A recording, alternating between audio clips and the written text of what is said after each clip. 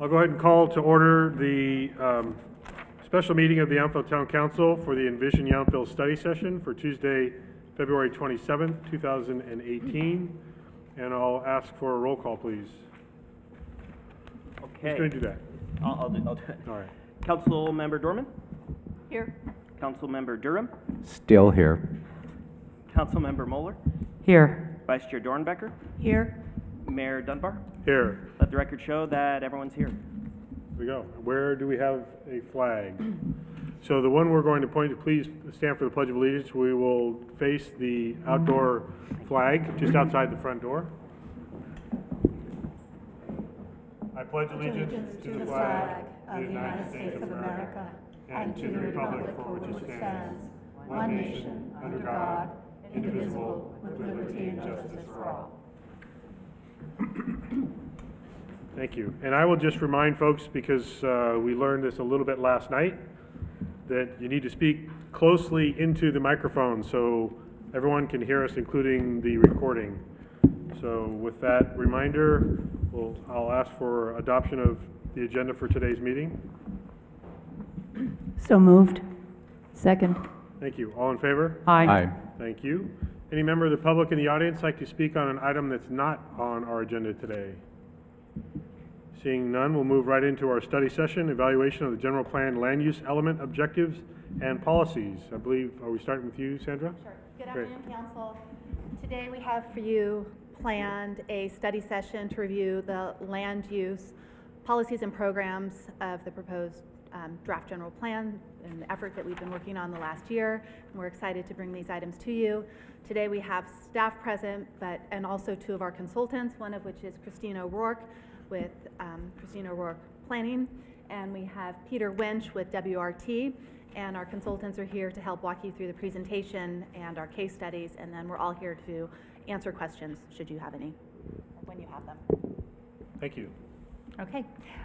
Thank you and good afternoon, Council. It's a pleasure to be here with you today.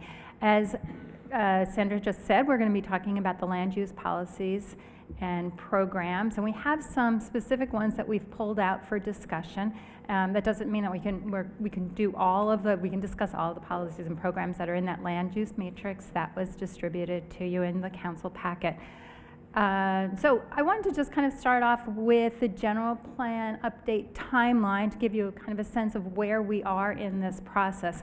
We have been having TAG, the Town Advisory Group meetings with the TAG since July, and we've been meeting every month with them. I know they've already been to the council to kind of give you an update on the work that we've been doing. Essentially, we've been reviewing all of the different elements or the chapters of the general plan, kind of doing one or two a month, but we've been spending a lot of time on land use. We actually talked about land use for 3 months. So we have been doing those TAG meetings, and we're going through, as I said, all the policies and programs that are in the existing general plan, because we wanted to start with those.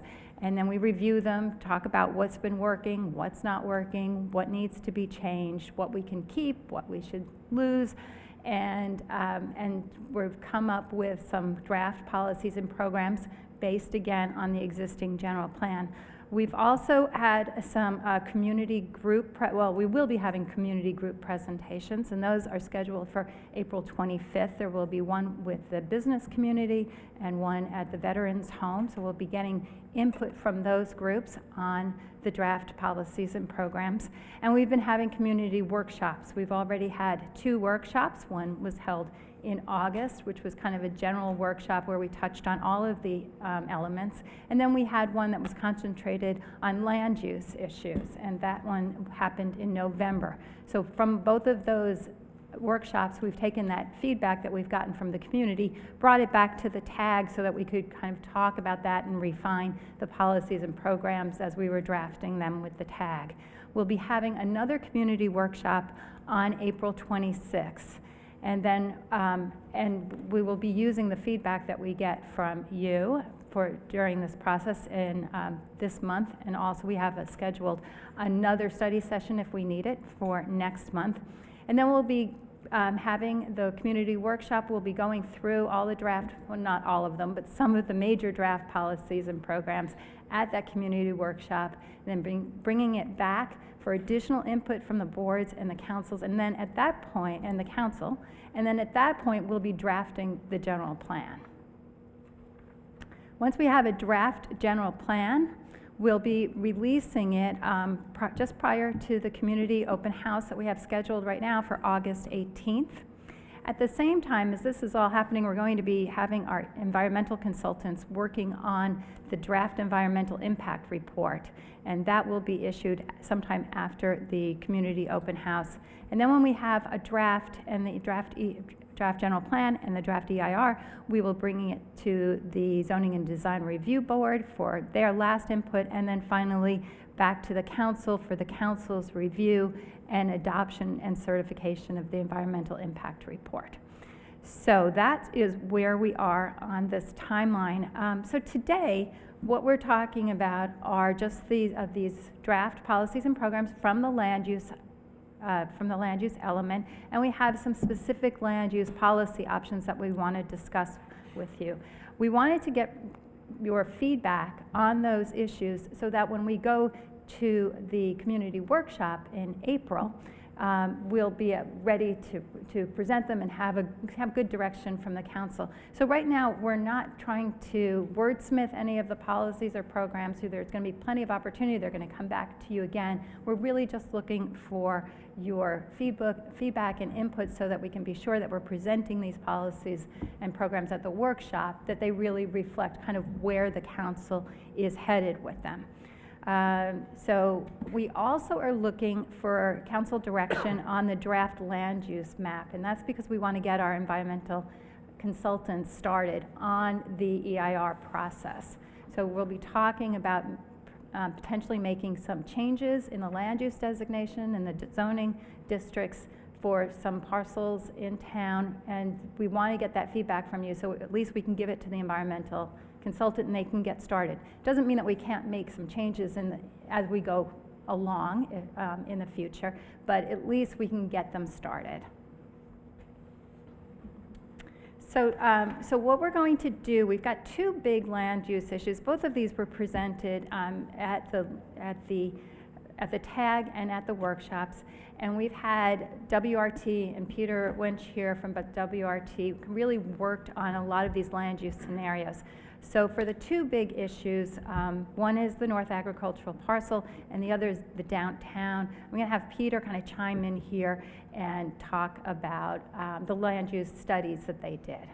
Is there a question? Yeah, before you proceed, Peter, I just want to make it clear for the audience that we're not making final decisions on these things today. When you're asking for council direction, that's what we're doing. We're giving you preliminary opinions, but not making final decisions. So this is not a decision-making session today, lest anyone misunderstand that we're setting new policies now. So just to clarify that we're giving you some preliminary feedback only. Absolutely, that's correct. Okay. Okay, so I'll turn it over to Peter now. Thanks, Christine. Can you hear me okay? So as Christine said, we looked at several issues and we brought them to the TAG, which is the Town Advisory Group, which is having the most contact with this process throughout, and also to the community and to the Zoning and Design Review Board. And each time, shifting a little bit based on input, but presenting and exploring, in particular, two areas that we identified as having the potential to change over the next 20 years and to be influenced by the general plan. I think a lot of Yountville, I think it's important to recognize a lot of Yountville really is what it is, and the town is likely to kind of, in a lot of ways, stay. And our role is to sort of enhance that and to make sure that works. There are a couple of places where maybe there's some opportunities for us to take a more open-eyed approach to what could happen next. So one of those places is this agricultural parcel at the north end of town, which is within city limits, within town limits, but it is zoned for agriculture and has been in vineyard use for a long time. And of course, it's a parcel it's a piece of land that a lot of people treasure for its views and the way it represents access to the natural and agricultural context. But we recognize that because it is within the town of Yountville, there is some potential for that to change. And we want to explore what would be the town's values, how would the town sort of project its values onto that parcel if it were to change. And so we thought about the opportunity to provide housing for a variety of types of families that may want to live in Yountville over the next 20 years. We thought about how could this property potentially contribute more to a successful and resilient visitor-oriented economy in Yountville. And we thought about how that property could contribute to the town's ability to provide additional parks or public amenities. We also wanted to evaluate carefully what values that property has now in its current form. And so we recognize, as I mentioned, the longtime vineyard use, that highly scenic quality that it has along its edges, the views that you have particularly coming in, sort of a gateway experience on Yountville Crossroad as you come into town, from the east, if you are coming in from that way, and the fact that part of the property is actually within a flood zone. So there's some limitations on the form that future development could take if there were to be any future development. We went ahead then and sort of placed some typical types of development on this property which are sort of reasonable to imagine could take place there, and in which could sort of serve town goals. So the first one we looked at, actually, instead of necessarily serving town goals so much, this is something that actually could happen under the current agricultural zoning. Not automatically, but it could happen. And this is a winery, tasting room, production facility. And so we literally just superimposed Domaine Chandon, and we scaled it down a little bit because it would have to be a little bit smaller in order to be sort of the right size for that parcel. But this theoretically could take place on that parcel. We looked at the possibility of, let's say, a resort like Solage at St. Helena, and we placed that on this parcel, and along with a little bit of housing, because interestingly, Solage actually was built with some housing as well. So we showed how that could fit on a parcel while also, leaving aside the portion of the parcel that's in the floodplain, and also providing potentially a park. And then we looked at sort of a hybrid there, which is there's still a resort, but you would have also a combination of different housing types and some neighborhoods there, and maybe an expanded park. So the Zoning and Design Review Board was in favor, I think, of that latter option, and I'll turn it back to Christine. Okay, sorry. There was a duplicate slide there. So that was what we had presented at the community workshop. And the feedback, when we presented that, we had the group break into small groups, and they kind of discussed it, and then they talked about what they would like to see on that parcel. And it was kind of a mix. I think there were a group of people who wanted to see that parcel remain in agricultural use. There was also a group of people who were supportive of having housing development. So when we brought this back to the TAG for discussion, we framed it as if, to read as this: consider rezoning the 33-acre North Agricultural parcel to allow mixed residential development, open space, and parks. So that was kind of what we had the discussion around. The TAG was split on this, and they actually ended up voting against it, 4-5.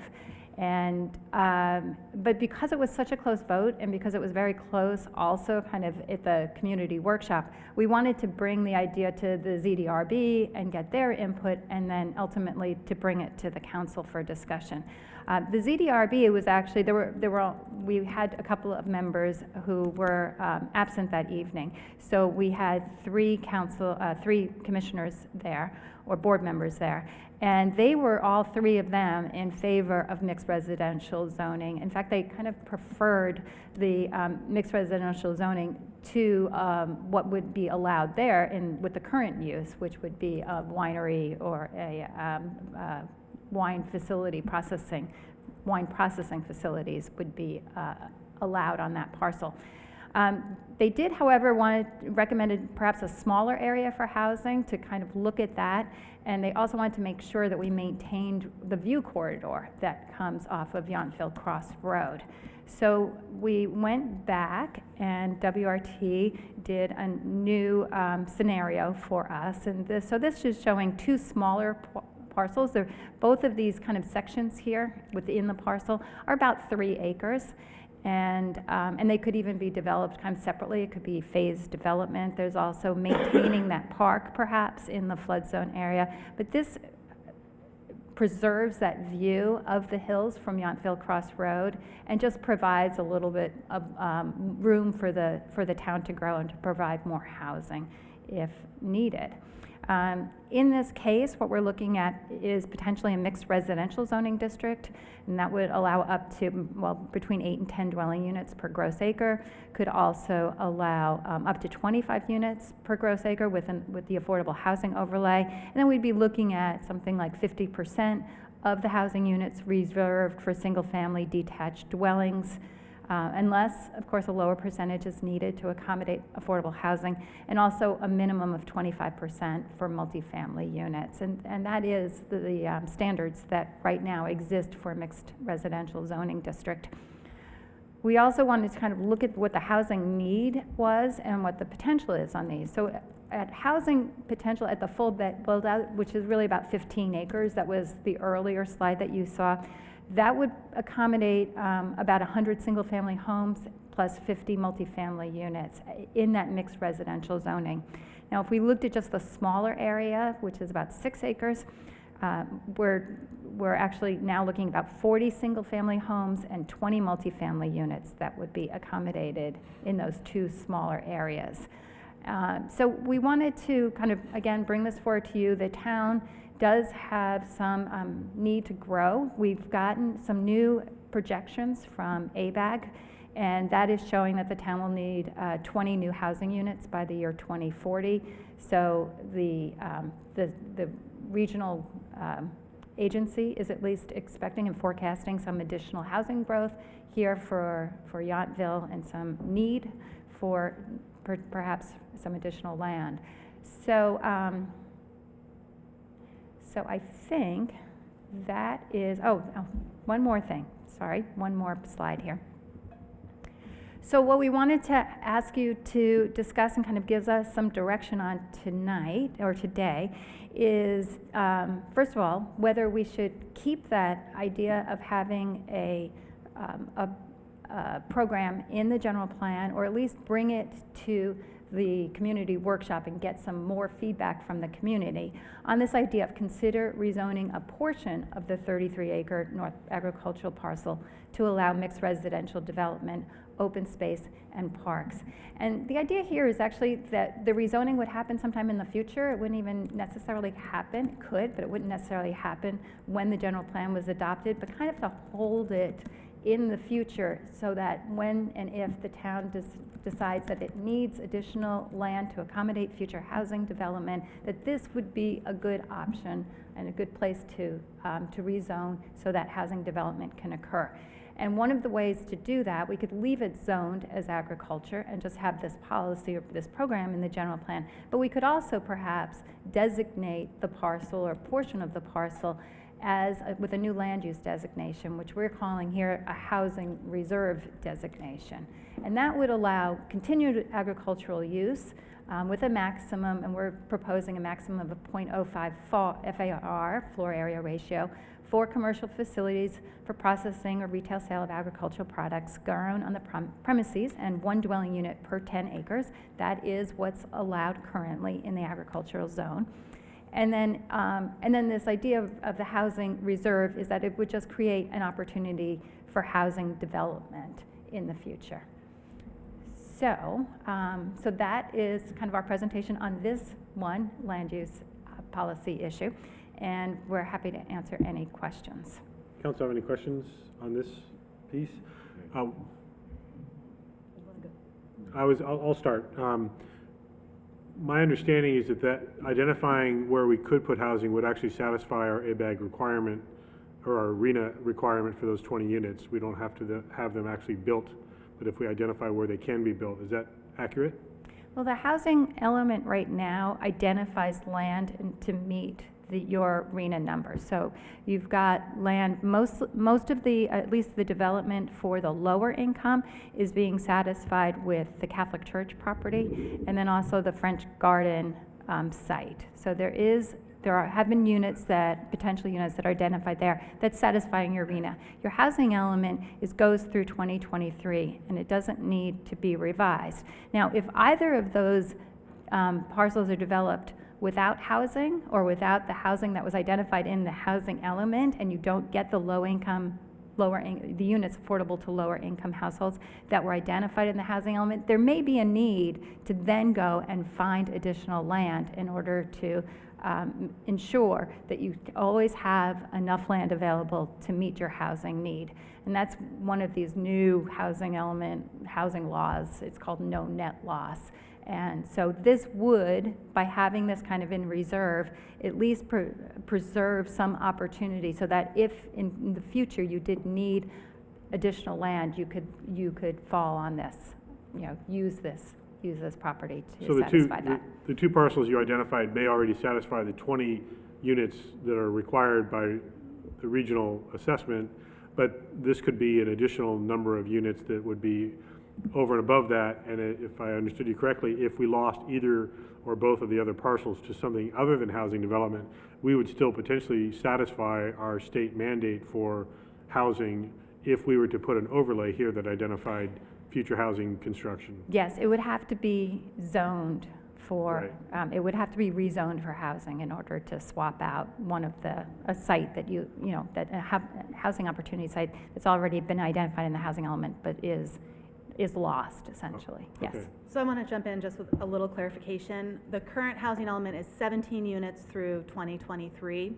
and we are satisfied with those two parcels that are zoned for housing. Let's say that one or both of them develop as something other than housing during the cycle. During the cycle, we would be forced to go back and show where we have housing opportunity. If those don't develop and they still present that opportunity, we don't have to present an option until the next update of the housing element. So in 2023, we'd be looking at a way to satisfy the 20 units that we have a projection for now. Okay, thank you. Councilmember Dorman, you had a question? Yes, thank you. So I kind of have just a background question. We're taking this piece by piece, but when do we as a council look at the whole picture? I mean, right now we're saying, okay, we have a puzzle. We're going to look at this piece, should it be gray or blue? We're going to look at this piece, should it be red or white? What is the whole picture? When do we talk about that? So we're talking about land use at this meeting, and then if we have the study session next month, which is scheduled for March 27th, we'll be talking about the policies and programs for all of the other elements. So you'll have an opportunity to provide feedback and input on all of the elements at that point. Then when we have the draft completed, and that's with all of the text and all of the maps and the policies and programs and the goals in a document, and we have an open house, then we will be bringing it to the council once we get input. Because what we want to do is we want to roll up all of the input that we've gotten and provide and present to you the final, what the community and the commissions all have agreed that they would like to see in the general plan. But I can't, and this is just an overarching concern I have about our process, is I understand we're going to ultimately look at everything, but never have we sat down as a council, as a community, as a TAG, and said, here is what we envision for Yountville. Here is the picture. Now, how are we going to make that picture come into focus? We're going to do it, we're going to rezone this, we're going to do this, that. When do we talk about what not only our snapshots, but our motion picture is going to look like, rather than the pieces of it, the individual frames? I think the best way, Councilmember Dorman, is you will be having that along with the community in the fall when we actually have the draft. So what we're doing, I'm just saying, in terms of building the document, we have to go incrementally to put it together so that you will have the complete document that you will have for, you know, for community discussion, modification, and several meetings through the fall and into the next year, if that's what it takes. I mean, I hear what you're saying, but the ability for the staff to propose a draft has to be based on the results and recommendations. So what you're seeing today is the snapshots of the land use, your feedback, and then we put all of them, because there's, as you know, there's multiple elements that go into the general plan, and it ends up being a fairly beefy or meaty document. So I mean, if you have thoughts, we're certainly willing to try to figure out, but you know, we've also heard through some of the feedback when we've had the community workshops that we were attempting to do too much at one time. So to slow down and try to do it incrementally so people could digest it. So what I would say is what we're attempting to do is we're looking at the chapters, and then we will put it together, and you will see the whole thing, all 7 or 8 chapters at one point in time, and then there will be community discussion on everything, and you will have looked at it incrementally, and there will probably be some chapters you spend more time on, and the policy implications. So you will get there. I guarantee you that. Let me give you So an example of what I think might satisfy your question, just from today and the presentation already. We're looking at what might happen in that agriculturally zoned parcel, and housing may be a piece of that. And to my question, we already satisfy our housing requirements. However, as we go on to another part of the conversation just today, and look at what might we do or not do on Washington Street, given the east side of the street, might that be rezoned to some level of commercial or retail? That would eliminate some housing spaces there. That might mean we have to go back to visit this ag parcel to say, now we're not complying with our housing element, and we have to reconsider potentially the priority of adding housing in that space. But we have to start somewhere to start evaluating, and as we keep evaluating different things, it may have an effect on what we have already discussed, and we might have to change our opinion about that. But we have to start, as Steve said, in a chapter, on a page of that chapter. And I guess that's, and I'm going to say this and then I'm going to move on to my specific questions, but one of the questions up there about this particular piece of property was, quote, how can it contribute to Yountville's goals? We have never as a council, and I do not believe the TAG has, sat down and said, here is a list of Yountville's goals. This is our roadmap of where we're going to get to our destination. That is my concern about this process. I understand that each piece can be discrete and each piece can be adjusted, but to me, the envisioning process is what are Yountville's goals. And we are evaluating those goals through this process. A goal would be maintaining the 30-foot height limit of all construction. That may be a goal that may change as a goal, but we have to have the community conversation through TAG and through these types of meetings to find out if that's still a goal for the town. So we're, in my opinion, we are putting those goals together through this process now. Okay, thank you. Well, let me then get on to my specific questions about this piece of property. So if we put something marked housing reserve on that, what does that mean? Is it a restriction? Can we then say, well, we're not going to ever put housing here? It is. What does that mean legally? It's a designation that says that this land, it recognizes the current zoning of the land as agriculture and its continued agricultural use. By putting the housing reserve designation on the property, it says that we've identified this to potentially meet housing needs in the future, but it will be reevaluated, and it's earmarking the property for something other than agricultural potentially in the future.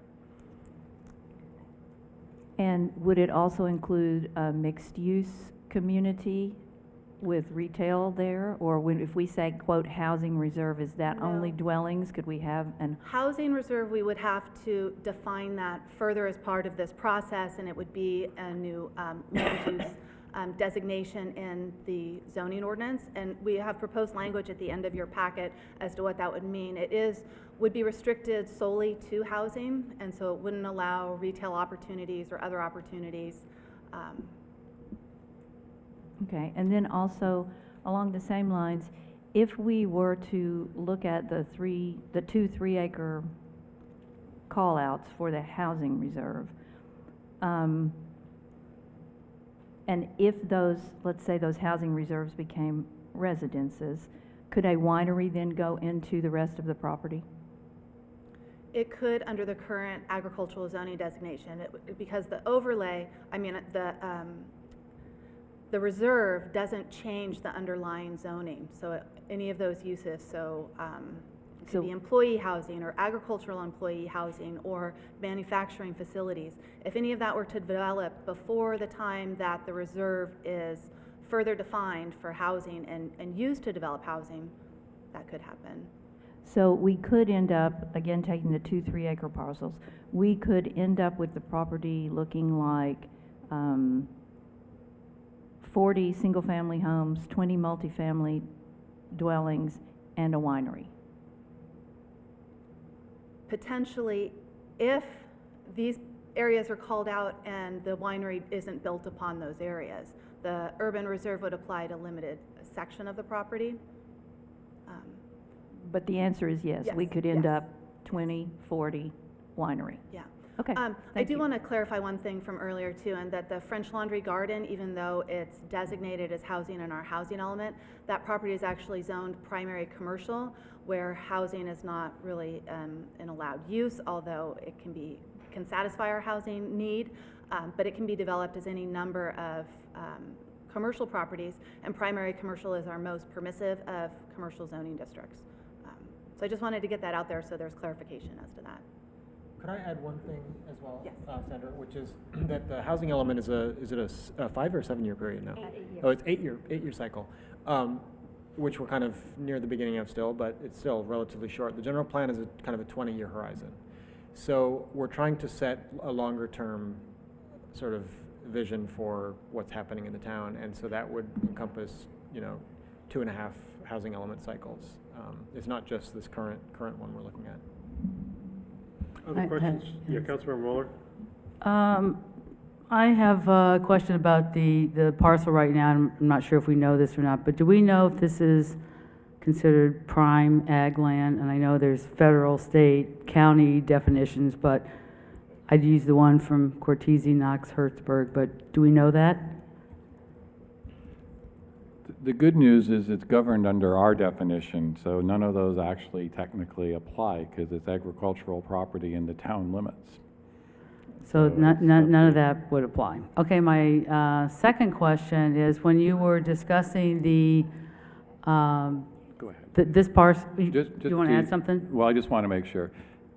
By one section, it is defined as prime agricultural land, but again, those particular aspects, it's governed by our zoning. So I just want to make sure we have that clarification. All right, now I'm confused. Okay, by what aspect is it considered prime ag land?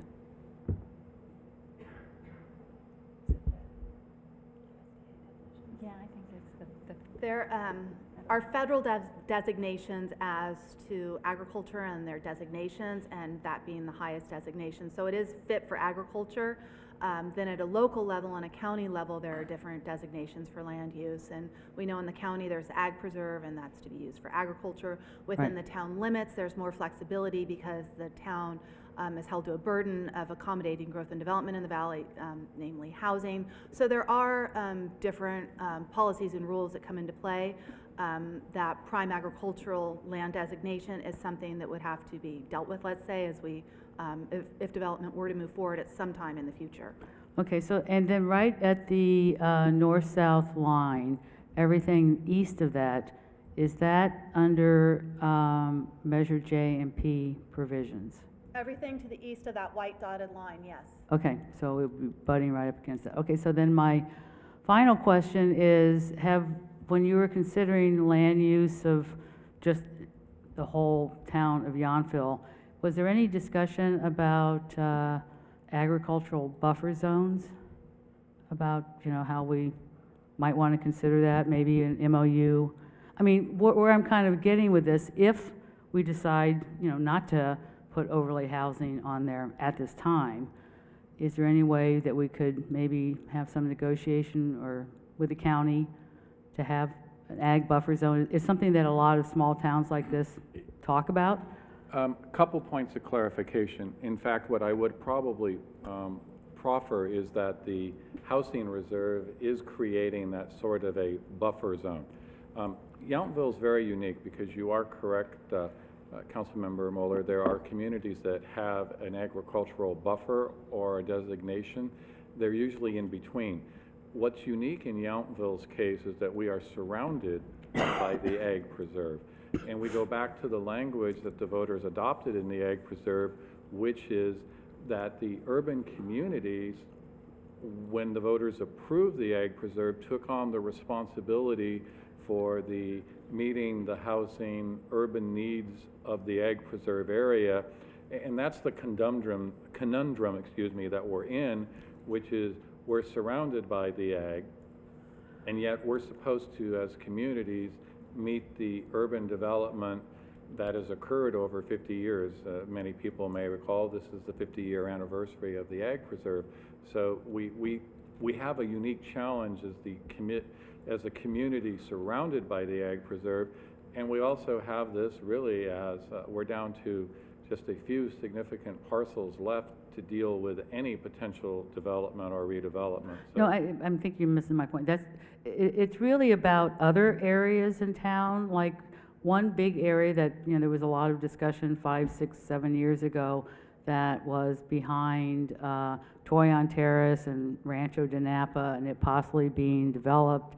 You know, that would be a great agricultural buffer zone, that may be some negotiation with the county. Just wondering if you had any of those discussions. the challenge on that is that's all in the ag preserve. So I'm just saying that property already exists in the county agricultural preserve. Well, it's privately owned. Correct. Right. And what I Also. would say to It's that not- point, It wouldn't do any good to negotiate with the county. right, what I'm just saying, the property owners are choosing to develop the property in allowance with the county's standards and what's allowed under the ag preserve. So I'm just saying a buffer zone within that really does not have any, I don't know how to apply it in that particular case when it's already in the agricultural preserve.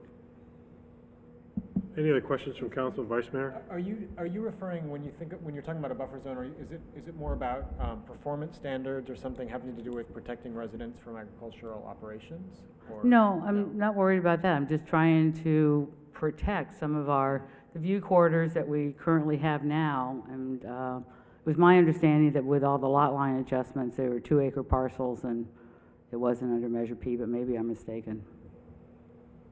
Okay, I'm going to try to get us to move along a little bit here. Vice Mayor, I know you have questions. I have a question. Has the owner of that property expressed an interest in developing that property?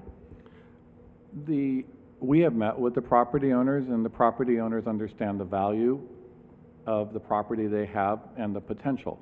They've expressed to us that their great interest is to continue in doing what they're doing. They were also involved. They're a historical family in the development of the ag preserve, and they fully understand the commitment that was made in regard to potential future development. So what I would say is they have every intention to continue doing what they're doing, but they're protecting their property rights as well because there's value associated with that. So are you saying that they are opposed to our changing the, No, that's not what I'm saying. What I would say is as long as they're able to continue doing what they're doing as a grandfathered use, they're okay. They also recognize that some point down the road, they may want to do something different because they do recognize the rights and values that are associated with that property from a development standpoint as opposed to it being in the ag preserve. so they have been consulted about this zoning change? Yes. Thank you. Any other questions from the council? Anyone in the audience have a question about this item? Okay. What's that? Do we? Okay. Come on up to the microphone, please. Hello? Can you guys hear me if I Yep. stand back? Is this okay? Let's try it. All right. It's not so much a question as a comment. I don't know if I'm able to make Okay, comments. yeah, sure. If you could identify yourself also, just so the viewing audience will know. Sure, thank you. Mike Zagorsek, 1953 Yountville Crossroad. Nice to meet you guys. I wanted to start by saying, I'd always been a passive appreciator of Yountville, having lived here 6 years. And when the Envision process started up, it represented an opportunity to be more actively involved. And it's been a real privilege to see this process. I really want to commend the planning staff, the action group, for making it such an inclusive process and for pulling people together and really making sure that we're feeling heard. So I went from being a passive appreciator to an active appreciator, and I think this session represents that. And it allowed me to really educate myself on the broader context of what's happening. We have a town that's a gem, and I agree with Councilman Dorman that there's a real vision behind it that we all feel, even though maybe we haven't yet articulated the latest version of it. And how do we preserve what we have? And then we have state requirements. California is growing. Housing needs to be made. And so we have these contextual issues that are now, forcing this discussion on what we do with some of the most precious land we have in the town, which is really representative of why the town is here in the first place. And we have boundaries that were historically put in place that happen to include vineyard. And for me, it became a question of state goals, housing goals, and town goals. And how do we balance the two? Because if you make, my understanding for the RHNA was really a function of California needs to add this many houses. And the Bay Area now needs to basically add this many houses. And it just became apportioned evenly across towns. And projections were made, and I looked and it said, oh, Yountville's population is going to grow to this, right? So we need more housing. And it's sort of a chicken and egg. And from my standpoint, I didn't want to come up here and say, okay, well, let's stop development, and it's everyone else's problem to solve. It's really more about how do we preserve what we have and not increment our way towards something when we look back and say, gosh, we did it piecemeal, and how did we end up where we ended up? How can we challenge ourselves to come up with ways to meet the housing requirements without regressing away from ultimately what people value the most? And for me personally, and I think folks on the north end of town, that agricultural, that's the place that pulls people in. I see tourists, I see locals, waving at each other, the access that they have. So it is as much as a part of the town as it is part of the broader ag preserve. And again, I didn't want to come up and say, well, I'm against it. It's really more about how do we balance the two? How do we be creative? How do we satisfy the needs? And how do we not increment our way towards an irreversible situation where suddenly if you zone something, suddenly the Palissa family is now fielding calls from hungry developers. And so we've actually taken their desire to preserve it and inconvenienced them because we're trying to balance the two things. So ultimately, I do think we need to look at the big picture. We have the housing element, which takes us to 2022. It seems that the housing element is somewhat of an override for zoning anyway. So rather than put too many carts before too many horses, can we preserve the integrity of what we have today, keeping a mindful look at what we know is, and it's ultimately a housing thing. That's really what I've learned. And how do we not get so far ahead of ourselves that we actually create a problem that maybe we could have avoided? So that's my thoughts on the matter. And again, I really appreciate the opportunity to share that perspective and to meet you guys. Thank you. So just a couple points of clarification. These are concepts. This does not mean housing is going to be developed on this parcel or any other because we talk about the possibility. I think almost every one of us lives in an area that used to be an orchard of one type or another here in town. So we can't kid ourselves that something that might have something in the ground in it today may not be developed in the future. And those that own the property have the right to really be the ones that control the future of that. But we also see infill development potentially satisfying our housing needs. We have been required by the state to allow garages to be converted to living units and second stories to be built on garages. Those units may add up to what we need to comply with state law. And that's fine, then we don't have to worry about this or other parcels.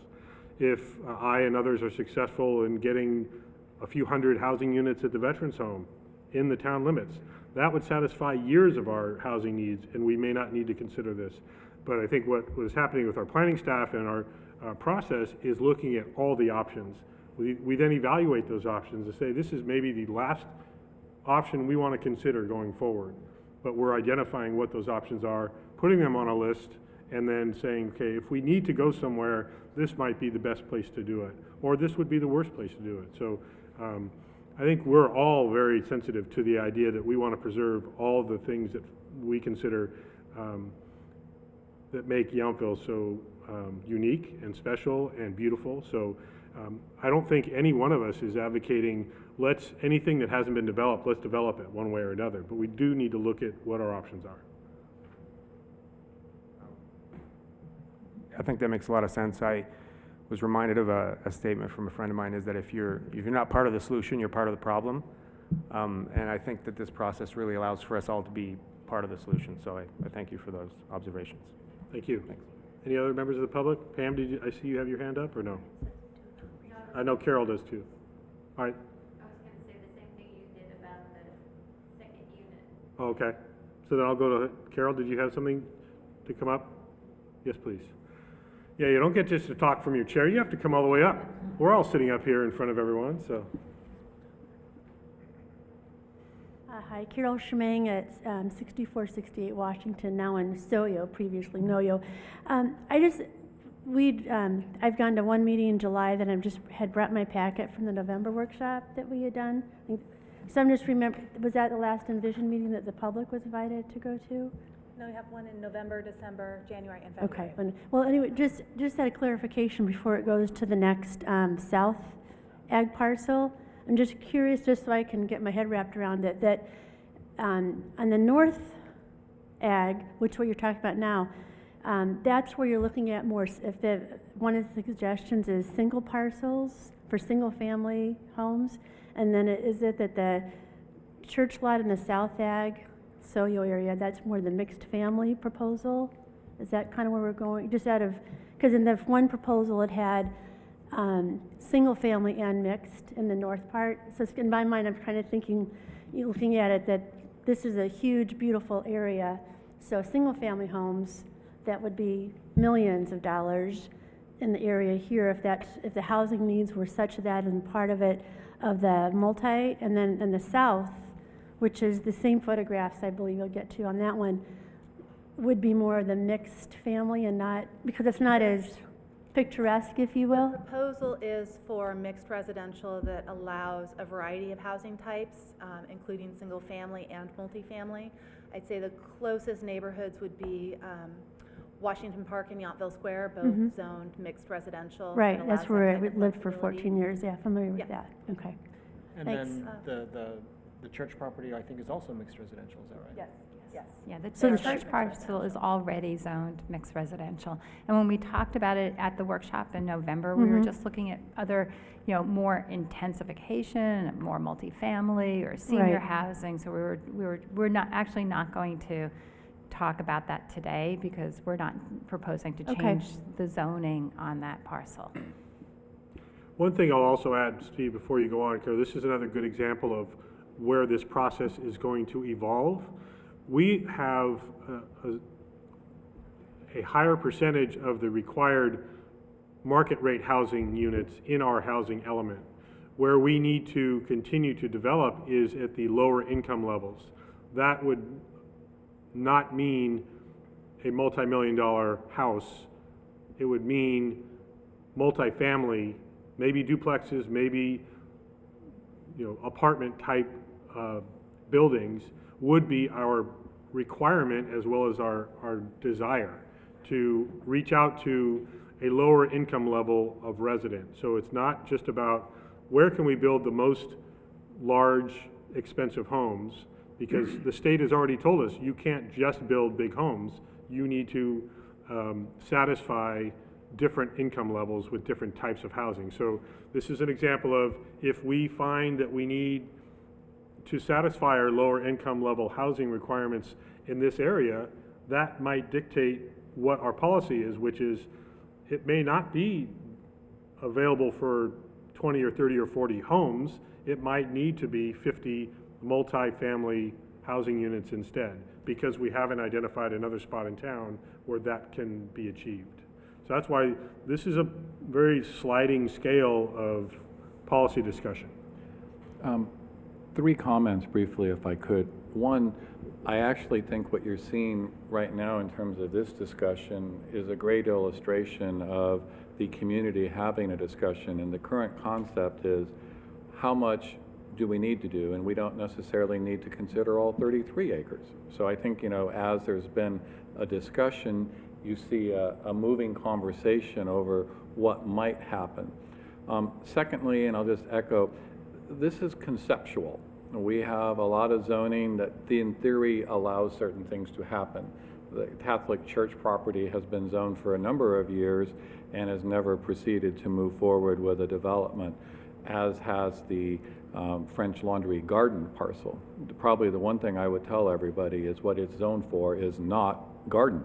We're going to have, I'm sure people will be uncomfortable when the garden potentially is developed by the property owners who, you may recall back in the early 2009-10 era, had a proposal for a small boutique lodging property. So I fully anticipate in time we may see that proceed on the primary commercial, which will trigger the loss of housing. More importantly, and one thing I think we just need to get out before everybody gets, one of the most important policy guidelines that the town council has put in place with regards to its general plan is a commitment to protect the ag preserve by not annexing into the ag preserve.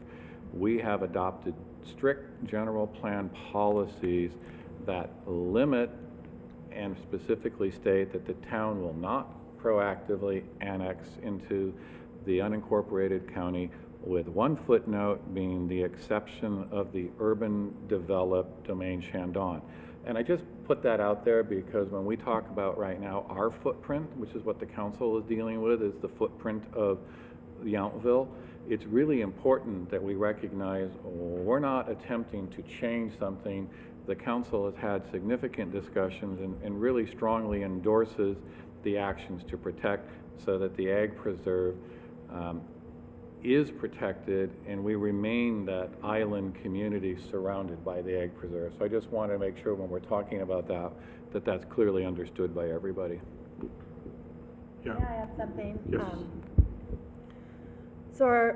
The housing element identifies this parcel and states that it should remain zoned agriculture and should not be rezoned in the future. And that's the housing element that's through 2022. When we looked at opportunities as part of the general plan, we wanted to explore what this parcel was capable of. We did some pretty full-blown examples with lodging, more full-scale housing. What we heard at the workshop, at the TAG, and at CDRB is that it was really going too far, that something that's scaled back so that it's more compact adjacent to the town may make sense in the future. And so our proposed language went from rezone all or a portion to consider rezoning in the future. And that's just a slight change from the existing general plan policy. And the intention is to really honor it as agriculture, to leave it zoned agriculture now, but to provide that opportunity. And it's different, like Steve says, from the Catholic Church property in that that is already zoned mixed residential. We're not suggesting to rezone it to that now, but just to give some flexibility. And I just wanted to make sure that the flexibility was understood, that we're not suggesting going full speed ahead right now with development, but to take off some of the restriction that is on it now to never rezone it beyond ag. Thank you. Any other public questions or comments? We're going to have to get you a chair up here. That's right. I could just take the microphone back to where I am, or maybe a pin mic. Actually, it was a question. The south parcel, when was that rezoned from agricultural to residential? Was that, do we know? That probably goes back to the 1992 general plan, to be honest. And I think, I see some folks here smiling because, many of you know that you know, as small a footprint as Yountville was, it has been incrementally developed. It's been developed by, I can go by neighborhood. The Vintage Estate was developed as a master plan unit at one point in time. The Heritage neighborhood, the Washington Park, and I think the mayor alluded, most all of these were agricultural use, orchard, or some other at some point when they ultimately became developed. So that property has been zoned that way. I'm not going to give you an exact date because I don't want to give you a false statement, but it's had that kind of zoning designation for a considerable period of time. And, you know, will continue to work. But again, the property owner has the ability to continue under our, we use overlays in a number of areas. Another great example of a zoning overlay is our mobile home parks, where they actually have a senior overlay, but their actual zoning is mobile home park. Because I was just curious, there's the housing element seems to have its sort of own plan and jurisdiction that has to counterbalance against the general plan. So the only reason I asked was whether or not that as the housing element evolves based on some of the state requirements, which seem to update on a 7-year cycle, you have to plan for 20 years. So I was just curious if there's stipulations that says, you know, as the housing element gets revised based on the principles of the general plan, whether certain things are revisited in the context of that. That's The good news, bad news is that the state will let us go longer on a general plan. So we can have a broader perspective and a longer term horizon. They're actually putting us into a narrower 7-8 year cycle, and we have to come back. And there are, I mean, there are consequences to the town not having an accepted housing element. And I will also point out, for those of you that are concerned, there is a significant movement in the state right now to restrict local government authority and control on housing. Just want to get it out there. We've lost a lot of local control as it is on accessory dwelling unit size, streamlining, and there are 2 significant measures that, you know, and I will say it because I'm not in the planning field directly, but I am.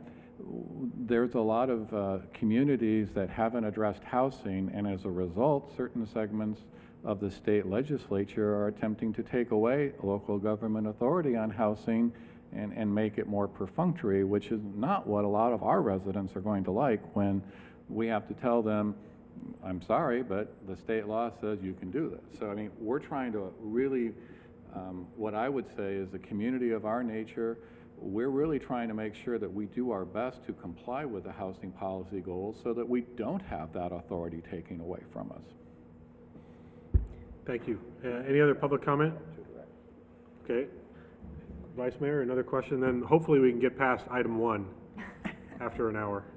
I just want to have a clarification that if you do put the overlay for 2 housing developments on this agricultural land, does that restrict that for the foreseeable future in case someone else purchases that land and wants to develop the whole parcel? Yes. Thank you. Okay, I think we can move forward. Okay, so what we were looking for from the council is we would like to bring this forward in our next community workshop scheduled for April with this idea that we would have a, kind of test this idea of a policy that says to consider rezoning a portion of this parcel for housing development. And we would probably use this slide when we showed it to the community and get their feedback. So the question for us is just, is the council supportive of that, or do you think we should just not present that question to the community, or should we modify that question for the community? So that's what we're looking for. So I'll ask as succinctly as possible each of us to answer that. Councilmember Dorman, do you have a thought on that? Yes, thank you.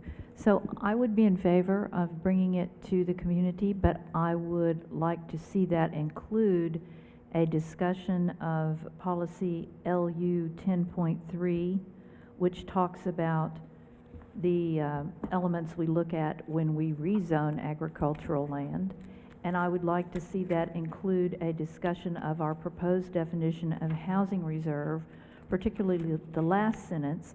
The designation allows for agricultural use while limiting the development of land uses which may conflict with future planned use of the area.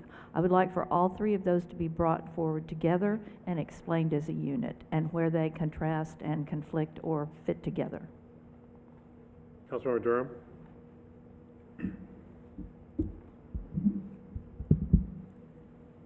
So the question is just this one right here, Correct. Right, yes, we're just dealing with this one right now. with no other consideration to the others? That will be to follow, All right, very good. Then that's fine. to move it forward. with Yeah, the to community. move it Okay. forward with the community. Councilmember Mueller? I think I might be the only one in disagreement here, but I just feel I have a sacred right to protect this land, and I'm really not in support of it. And part two is that I haven't really, I totally understand how this would work, and it would just be a potential overlay, but I haven't really heard anything compelling at this time from the state, and where we have possible infill, that this is really needed at this time. We can always change zoning later. You can update a general plan 4 times a year. So if I really saw something, then I would bring it up. But right now, I'm just not willing to give up that land for housing. Vice Mayor? I'm concerned that in some of the other zoning, we will be losing part of the housing element. So I'm inclined to say just the overlay and only a consideration of this. But I, in some ways, agree with Councilmember Mueller. I feel like that is the one green part, the greenest part of our little town, and so I'm torn. But I do understand that housing is under such pressure that we all have to have, we have to approve accessory units. So, I don't know, I'm torn, but I would support the overlay with the condition that it not, that it would have to come back, obviously, to the council and to the ZDRB and in the future, whenever it was considered. And I'll also clarify again, we're not putting this overlay on this property today. We're talking about whether we want to bring this for discussion in a future community meeting. And so absolutely yes. It doesn't have anything to do with whether I feel like we should have housing on this parcel or not. We should have this as part of our conversation. I think Councilmember Dorman's comments about including some of the other policies as a collective conversation makes sense. But as I said in my comment earlier, let's not kid ourselves. I think, well, Councilmember Durham doesn't, but I wonder if everyone else on the council lives in a parcel that used to be an orchard. So I don't own this property, so I'm not going to tell this property owner they can't even consider an option in the future. But I do want to hear from our residents what their priorities are. If they feel like housing is the highest and best use, if it changes from vineyard, or if something else is a priority for the community. So hopefully those 5 comments give you enough guidance to go forward. Yes, it does, thank you. Okay. My house is on the former garbage collection area of Yountville, just so we're clear. Former? Feels like it. Yeah, not now. Okay, so item 2. Okay, item 2, so the next major land use issue that we discussed it was at the community workshop. We did this one again in kind of small groups and got some feedback from the community, and we've also discussed it with the TAG and with the ZDRB. So I'm going to turn it over to Peter to kind of walk you through the development scenarios. This is sort of the really different, hopefully refreshing set of questions, I think, around this study area. Instead of being, I think, about housing, this is about placemaking, quality of life, and economic vitality. What do people in Yountville want their downtown area to look and feel like, and what kind of offerings would they like to have here? So we looked at this small study area that is directly across Washington Street from Community Hall, with the V Marketplace and all of the associated parking behind the Railway Inn, north of the Villaggio, and south of Vintage Estate, and between Washington Street and the highway. The reason we looked at this property is that it is sort of, it's most of what is zoned primary commercial in Yountville that isn't already sort of developed with buildings. And the reason it's not really so much developed with buildings is because it has all that parking on it. And so it feels like an opportunity for something that is more town-like. And we wanted to explore options of what that might mean. So these kinds of slides are going to look familiar because we took a similar approach to evaluating what is our experience of this part of Yountville now, and then what kind of opportunities might it suggest.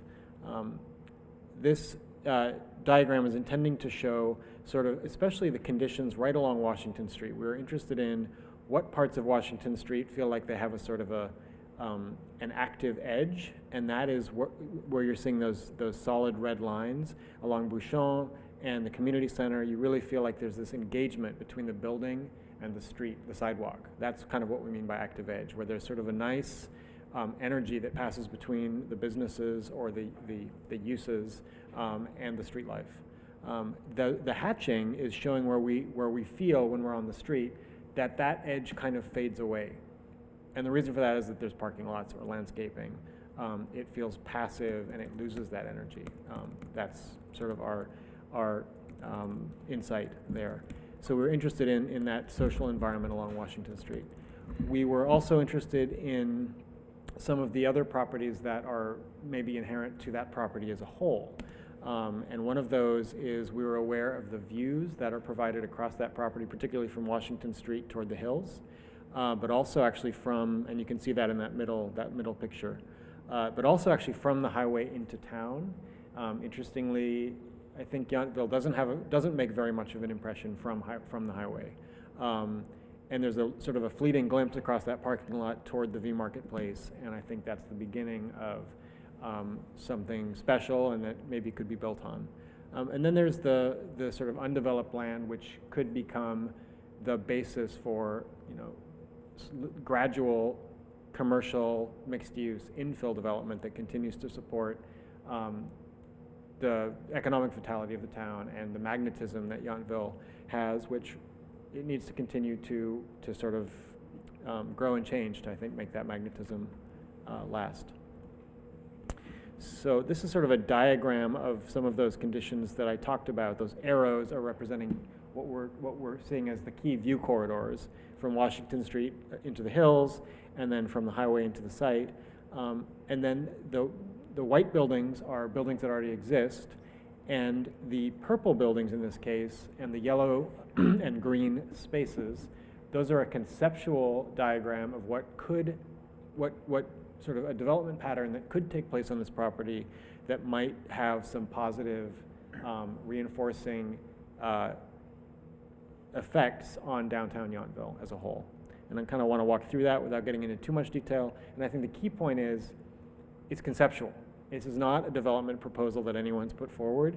We're just trying to put together, I'm going to use that puzzle analogy again, trying to put together a puzzle that we liked and sort of test that, sort of use the, see how the community responds to something that isn't there right now, and so that we could sculpt a plan and plan policies toward creating this like a desirable outcome, whether it's this or whether it may be something else.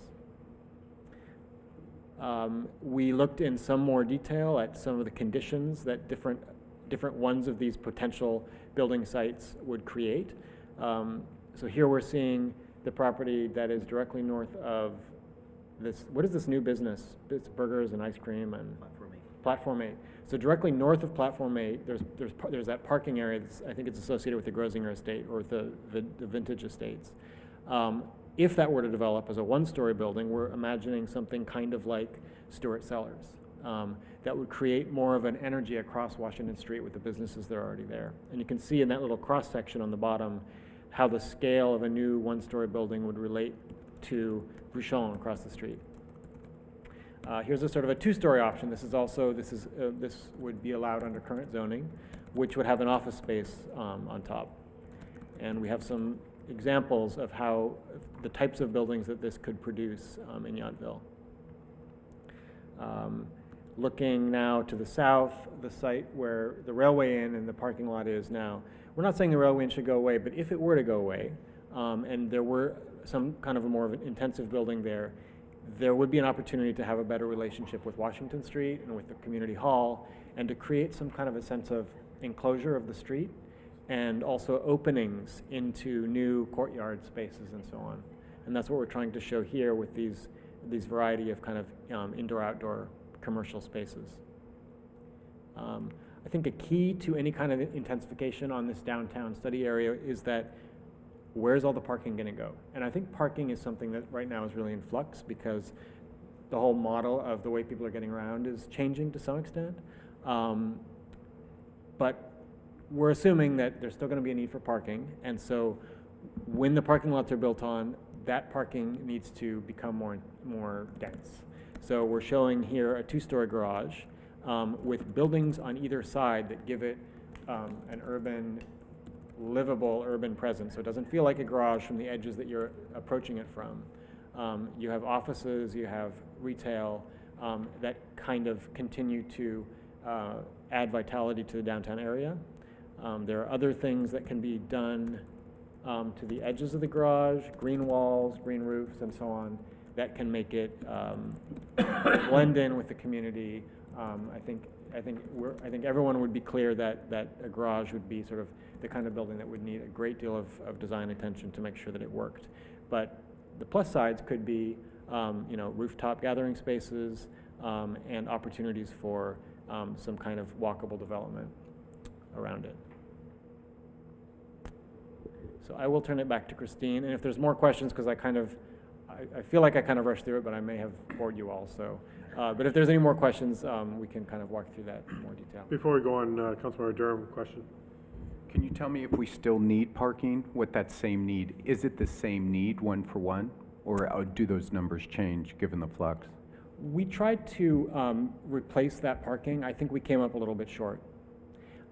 We tried to replace the parking and provide parking for the new uses that would also bring in new parking demand. And I think we came up a little bit short with the replacement plus additional. And what were those numbers based on? Based on the current, I believe they were based on the current parking requirements in the primary commercial zone.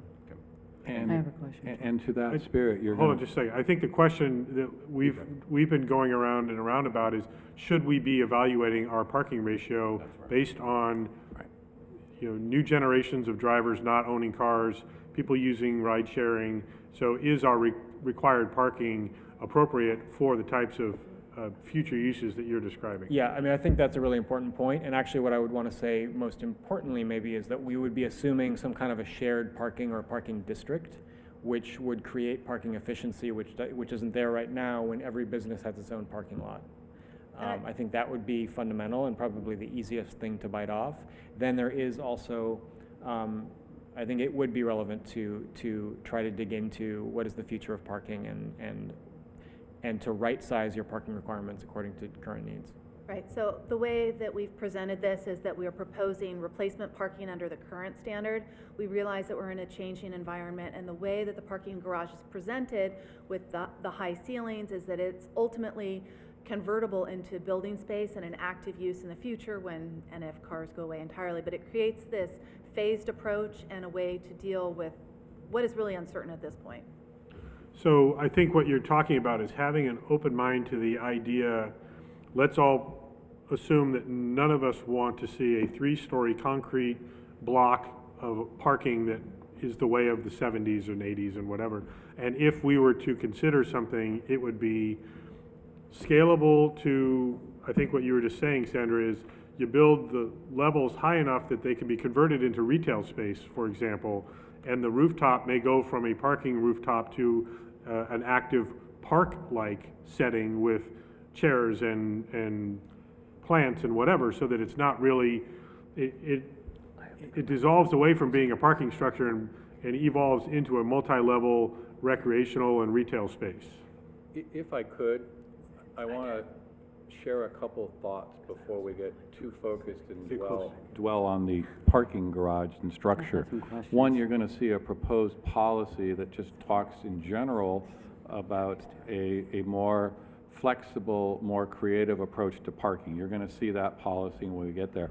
But what I want to really talk about, in the early community workshops, we heard from the residents that we could use more business. We could use more retail.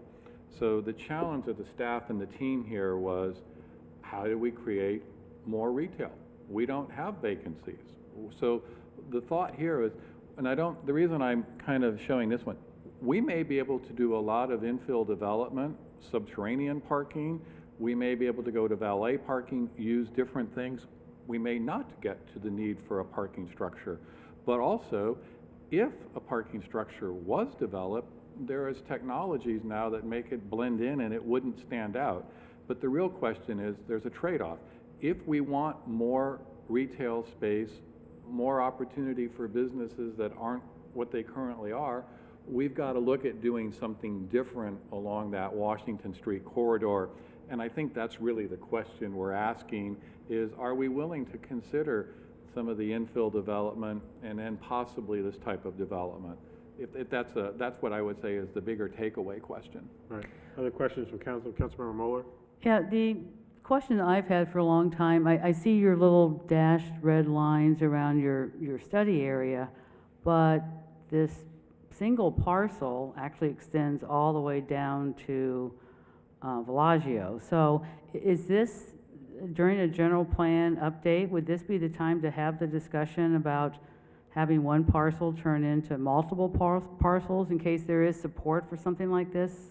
That property is not one parcel. It's under one ownership, but it's currently How many? 5 parcels. Okay, so the red area, is that, how many parcels are there? So there are multiple parcels all the way along? There are 5 parcels that make up the Vintage Estate. So, but is this one right here? The marketplace extends generally down to the left corner where you see the laundry facility. Or not? I'm trying to get back here. And then it transitions to the Bellagio Inn and Spa is on a separate parcel. Grosinger is on a separate parcel. Okay. Up to the north, and then Vintage Estate is a separate parcel, and the Vineyard is a separate parcel. Okay, So that all right. identifies all 5 of them. All right, thanks. I'd also note that this study area, rather than being tied to a specific parcel, also includes the Whistle Stop area or JCB Village area, as well as the wine train. So it's really looking at, for lack of a better term, this downtown study area, which actually includes multiple parcels and multiple. I just didn't know it had multiple parcels. I was thinking, No, this would be the time to do that, but I didn't know there was 5 already, so that takes care of my question, thanks. Nathan, did you say the study area includes the wine train? I said the Wellray Inn, sorry, is what I meant there, the railway Okay. parcel. So only on the east side of the highway is what we're talking about right now. Right now, this Yeah. study area that we're focusing right here Right, is just got what's it. outlined Okay. there. Any questions from the audience on this particular piece? Yes, Yeah.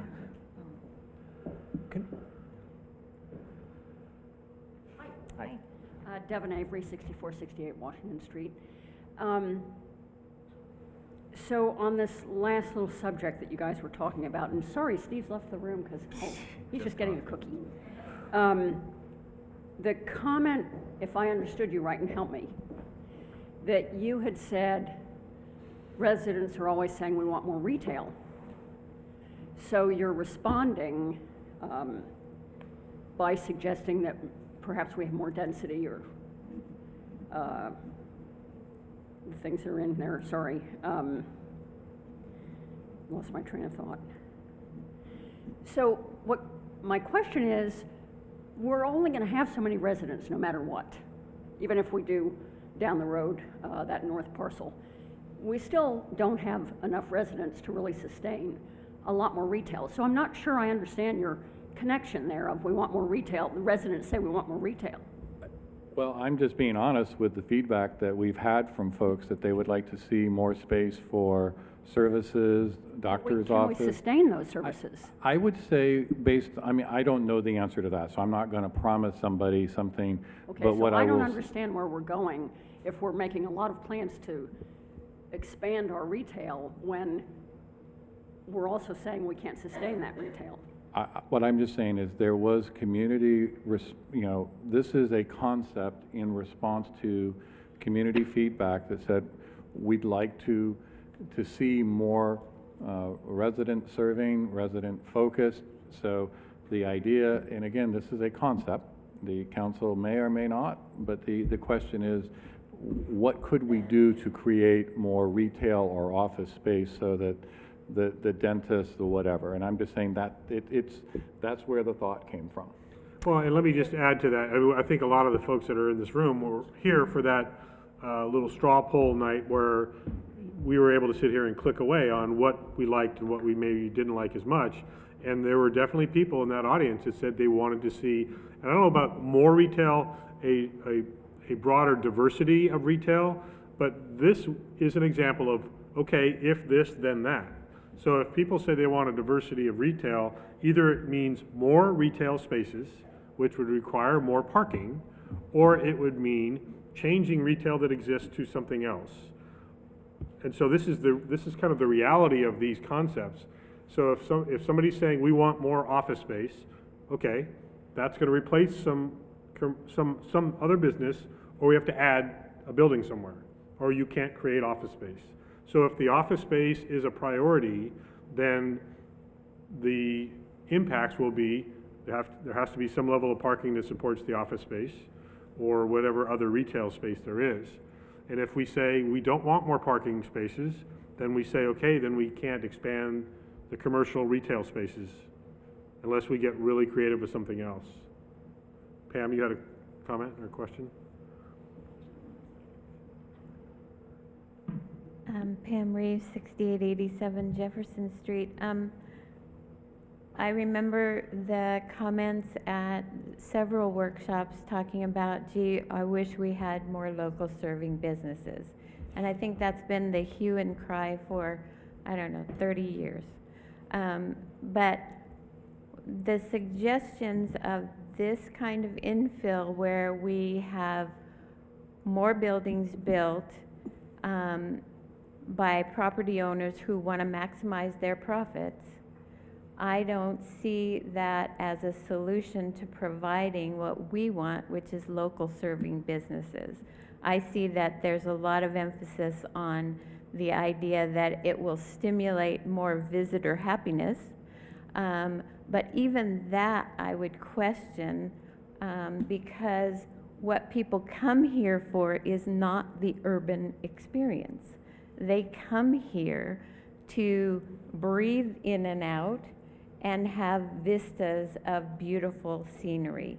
And the idea that all of that space on Washington Street is dead space is just a very small look at that space. That space is allowing this broader vista to emerge, and I feel like 3-story buildings or 2-story buildings or 1-story buildings in those areas, or encouraging them in those areas, takes away from what this town is, which is a wide spot in the road, not an urban city.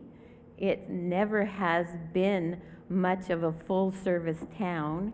It's been a wonderful place to live and to do activities that connect to nature. But the urban experience is not what we're about or ever have been about.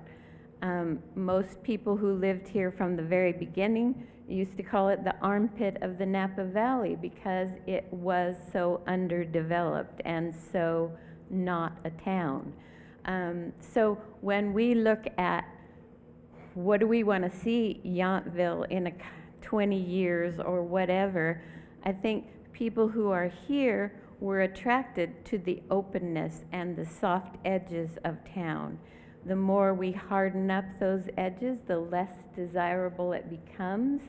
And I think our visitors would also have a different opinion of what they're visiting. So yeah, we can maximize and create lots of things to do, but I don't think that's really what the townspeople want, and I don't think that's what the visitors want. And I will disagree with some of your statements, Pam. These are not requests by property owners to develop these parcels. This is coming from the community feedback that we've all been getting about what the community is interested in considering. So we're not responding to the Vintage Estate ownership saying we want to add buildings to add more of a visitor experience. We're responding to your neighbors, our neighbors, who are bringing concepts up, and we are presenting those concepts. Yes, but I understand what you're saying. But the thing is that when you build the buildings, we have no control as a town over what uses go into those buildings. We've had lots of promises from lots of wine tasting to have retail. The kind of retail they give is not really what we had in mind. And it will be the same for any of these buildings that are built. The owners have a control over that, not the town. If the townspeople want true control over that, we should buy a piece and develop it as a co-op business building. Or the other idea is to rezone Mr. Woodson's property right near what used to be the old post office and say local serving resident scaled commercial. Or allow more home occupations that have visitors. There are a lot of artists in town who would love to have their gallery be in their home. And why not do that and allow categorically, as we do office space, maybe up to 4 visitors a day to have a home occupation. That will provide more local serving business than any of these kind of new types of building on that street. Okay, and Kim, I'll have you come on up to the microphone. We're talking about this particular section of downtown right now. There are other parts of town, just like when we talked about the North End ag parcel. We're not talking about the entire town right now. This is a specific commercial zone that we're evaluating. So, Kim. May I jump in first? Yeah. We were able to get through some of the case studies, but not all of them, and we haven't been able yet to present the policies that flow from what we've heard at the community workshops and the tag. So you're hearing half the story, and we'd like to be able to explain how it's all interconnected and how we're proposing policies that deal with massing and some of the more rural shapes that are preferred around here, that how we are able to preserve the views, how we could deal with this idea of infill, but preserving the building uses for things that are more desirable. So if you're ready, I'll turn it back to Well, I want to give Kim a chance to okay. respond to the conversation that's been happening, and then we'll go on. Kimberly Cook, just a quick comment to counterbalance that there are a lot of people who think that adding some single-story, quaint, beautiful little retail shops in that area is a good idea. Thank you. Any other public comment real quickly before, yeah, Carol, and then we'll want to move on to what Sandra was just describing.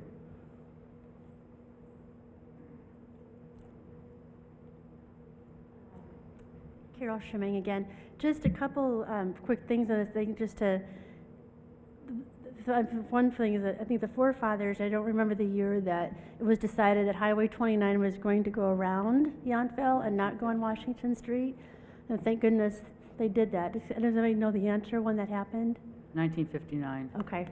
Because our first visit here was in '93 and it was all done. But I mean, that's, to me, that's the beauty, and that's why we moved here from Chicago in 2001 and bought in Washington Park new in '97 because of that. And I worked in St. Helena for 15 years, and we're the envy from friends that we have there, Napa, Calistoga Valley area, of having this corridor where it's not busy. So it's the walking area and the parking. And I know that the parking is on the weekends in front of Bouchon, and Vintage is very busy behind Villaggio area. But for the local residents that are answering the questions about requests of business and things, I think many locals that use the dentist or do different things to Boyd or go to Ranch Market people utilize here that live here full-time, walking, taking the trolley. And so the parking garage concept seems a little obsolete. You don't want to wreck that green space that we see and love.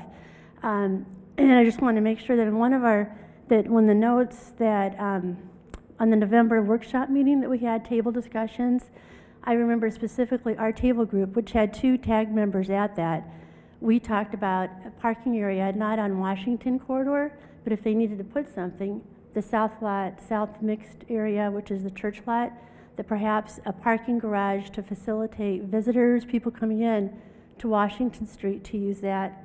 And if there's a trolley system set up that you could take people back and forth, tourists coming to town, that would settle a parking issue that predominantly is Friday, Saturday, Sunday. On the weekdays, you can go to Bouchon at 2 o'clock in the afternoon and walk in to get a cup of coffee, bakery. So you know, there's a need on the weekends a lot, but I think it could be settled not in this corridor you're talking about. Thanks. Thank you. Any other public? So Sandra or Christine, next? Yeah, I sort of, I think I stopped too soon, and I should have fleshed out our studies a little bit more. I was sensing that I was over talking, but I think it would have been helpful actually if I had presented a little bit more on this. So I want to sort of finish it because it does speak to some of the concerns that I'm hearing, that we're all hearing about the urban scale and how new buildings could feel like Yountville-like and so on. We tested a couple of different options here. Here on Washington Street, we looked at options that are fully within current zoning. So they're within that 30-foot height limit on either 1 or 2 stories. In this part of the lot that is further removed from Washington Street, we tested what a set of 2-story buildings could look like, and also what they would look like if they rose to 3 stories on one of those buildings. And you can see it's in the same scale as the V Marketplace. So we really did want to test, because the current height limit is 30 feet. Could we go up to a higher building that is the scale of the V Marketplace? And if so, under what conditions? What could that building look like? How could we make that building feel consistent with the scale and the character, the sort of grain of the town? And we saw that Maison Fleury, which is right up Yount Street a little bit, it does have that 3-story form, but it's 50 feet wide or 40 feet wide, that building. And so how do you create stepped down and sort of terraced building forms that can create a pleasing urban environment that has some height variation, and also maybe allows for some opportunities for the kinds of businesses that we were hearing residents wanting more of, services specifically, I think, the medical offices, the insurance agencies, the things that everyone needs and can make Yountville feel more complete. So that's the part. Yeah. Just quickly, if you go back to that slide, I want to maybe help clarify what exactly this is telling us. So yes. If I'm reading it correctly, the grayed out space to the right or above and to the right of the colored area is currently the parking lot and basically where Mini Model Bakery and part of the Railway Inn and the parking area for JCB Village is. And that gray area would potentially, in your concept, be built out into some use that is, instead of that being parking and part of the Railway Inn. Right. Behind it then would be in that lower area, you have that elevation showing a multi-level parking structure over the entire one-level parking area that's now south of V Marketplace. Right. And you would screen all of that on either side, north and south, with buildings that currently don't exist, and whatever is on the front or Washington side of that 2-story structure would be the JCB Village and what's currently the Railway Inn. And in this context, it looks like the Railway Inn may or may not exist going forward in this concept. So is that an accurate depiction of what we're looking at? More or less, yeah. But I want to stress again, it's totally conceptual, and the Right. purpose of this is to say, how can we create development regulations that produce the outcomes that we want? So it's not to say we're gonna say this exact or something even close to this development happens. It's to say what are the factors that we want to try to control about a future development pattern. But this would potentially, conceptually, allow a two-level parking structure that is almost invisible from Washington Street. Right. And would be screened appropriately on the Highway 29 side, so it doesn't look like a parking structure. Exactly. And it would not, as Carol's just pointing out, be a parking lot or even buildings right along Washington Street that squeezes that experience. Right. Okay. And it also leaves the parking area, there's, that whole sort of back half of the lot would continue to be a surface lot and would help to provide that open sense from passersby on the highway. A couple other things that I think, So the colored area is only half of the entire parking lot on the south side. So right where the walkway through the middle of the parking lot is, that's where this image is stopping. and Right. again, I want to stress, for our purposes, we're really looking at how might we create additional office, commercial, retail, in concert with some of the concerns that we heard. What we haven't presented yet is we also heard from the community that there should be limitations on what that might be and how do we do a better job of trying to get the type of uses that some of the residents were talking about. Because we heard about concerns about how do I make sure that my hairdresser doesn't lose the space they're in. A lot of services, the dentist. And I'm just going to say, we've heard this. This is a concept. It may or may not pass, just like we've seen concepts also with subterranean parking that could meet. But it really was here an idea of if we are going to try to create more commercial and office space, if that's a community interest, and I'm going to stress the if, then how might we go about doing, where might it go, how might it look? And now I think Sandra can talk about some of the policy concepts, because we're not suggesting this happens as an automatic right, but we thought that perhaps there should be some conditions so that the community got some of the community benefits they were expecting out of that. Well, we have them in our presentation here, so let's. So I'll move forward. Okay. Yeah. So again, the idea here was to present to the community some development scenario options so that we could get their feedback. And the feedback that we heard at the community workshop from the small groups, there were a lot of people who were kind of in support of this idea, there was support for some 3-story buildings, particularly if it was set back in the site and wasn't right up against the road. There was some support for parking structures or for a parking garage if it was also set back and appropriately screened. There were some other ideas that had come up from the community workshop, like putting the parking garage at the south end of town, also doing subterranean parking garage as well. So we got a lot of good ideas from the community workshop, and then we brought those ideas forward to the TAG and we had probably a full meeting on this particular issue. And what we really wanted to do was to create some new policies that could be in the general plan that would help to guide development in this area. And so the first one that we came up with was this idea of building massing. And this policy would really guide development all throughout not just the downtown, but really in all of the commercial areas. And the idea here is that it says that all buildings shall utilize massing techniques that mitigate heavy or bulky forms, such as modulating building mass, partial upper stories, setbacks for upper story volume, variety of roof forms, do not obstruct view corridors, and are compatible with adjacent structures to ensure that new buildings do not overwhelm their sites or their neighborhoods. So we felt that this kind of a policy would really help to guide the development if, for example, those buildings, as we were showing on Washington Street, were to be developed. We also, and that kind of works in with these other policies here. So there's a new policy, or actually kind of a revised policy, because there is a policy in the existing general plan about building height.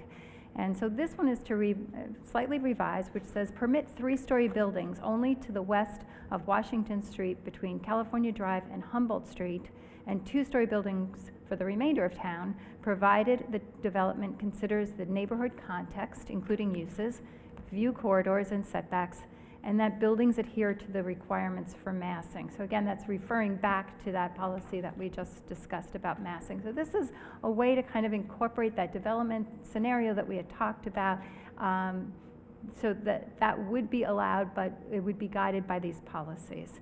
And then an associated program here would be that we would need to amend the design standards ordinance in order to allow this 3-story development. We're talking about specifically this area that's in Figure X, which is this area here outlined in red, and it includes the area across the highway that is the wine train area.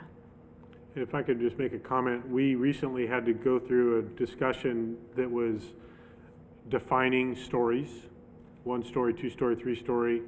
I'm just wondering if we need to literally identify foot heights with these stories, because there was some debate about what constitutes as 2-story and what part of the building is measured for that. I think Sandra and Nathan could help identify what those specific numbers were that we reached out at, whether it was the state guideline or our own local guidelines for that. And that is something that would be included in revision of the design ordinance and the zoning ordinance. And that is, there is a policy or a program in the draft general plan where we would go back and do all of those revisions once the general plan was adopted. So the general plan, we're really talking about high-level policies and programs in order to, that say, like the program says, we will revise the zoning ordinance and the design review ordinance in order to incorporate these new policies. So that's something that would be addressed in that process. But I think it's important that during the community discussion that the residents understand when we say 3 stories, what does that mean? Because my guess is the average person thinks 3 stories is the outside top of the building. And if we're identifying 3 stories as a plate height that nobody sees from the outside, that's an engineer term, then that's a different thing potentially. Okay. So the other, I think we have 2 more here. So a new policy is about a floor area ratio bonus. The idea here is to provide a floor area ratio bonus for retail, professional, office, and service uses that increase business diversity and offer benefit to residents.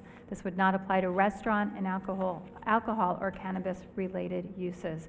Now, there already is an FAR bonus that's currently permitted in commercial districts for residential and professional uses. So this policy kind of already it covers an existing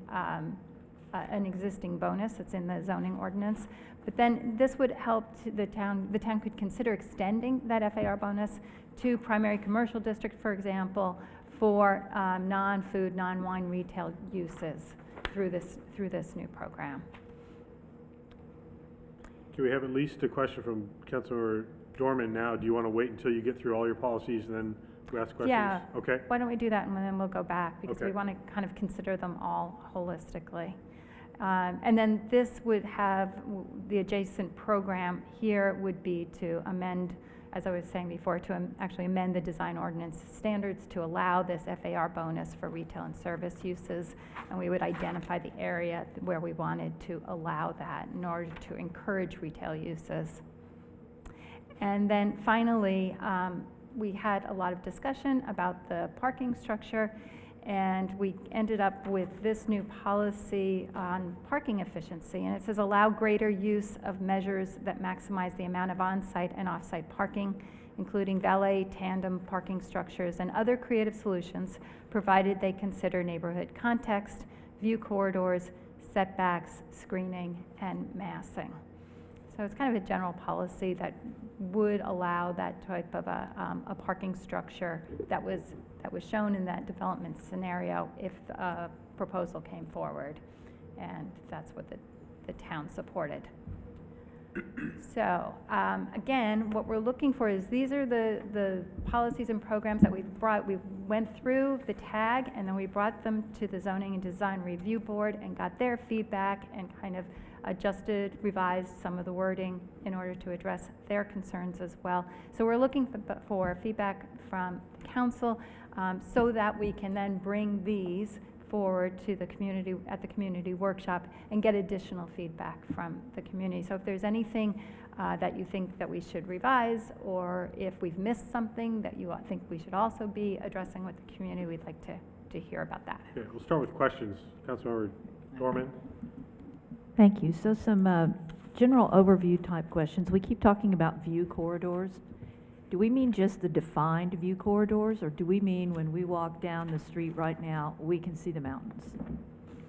Yeah, the view corridors are actually, they are defined. We have specific ones. They're defined in the general plan, and so they're called out, and we have a map, and they're mapped as well. So there are, in the workbook right now, we have some view corridors, and they are specifically identified in the plan. And so I would ask, whenever we take this to the public, assuming we take it to the public, let's be clear with them.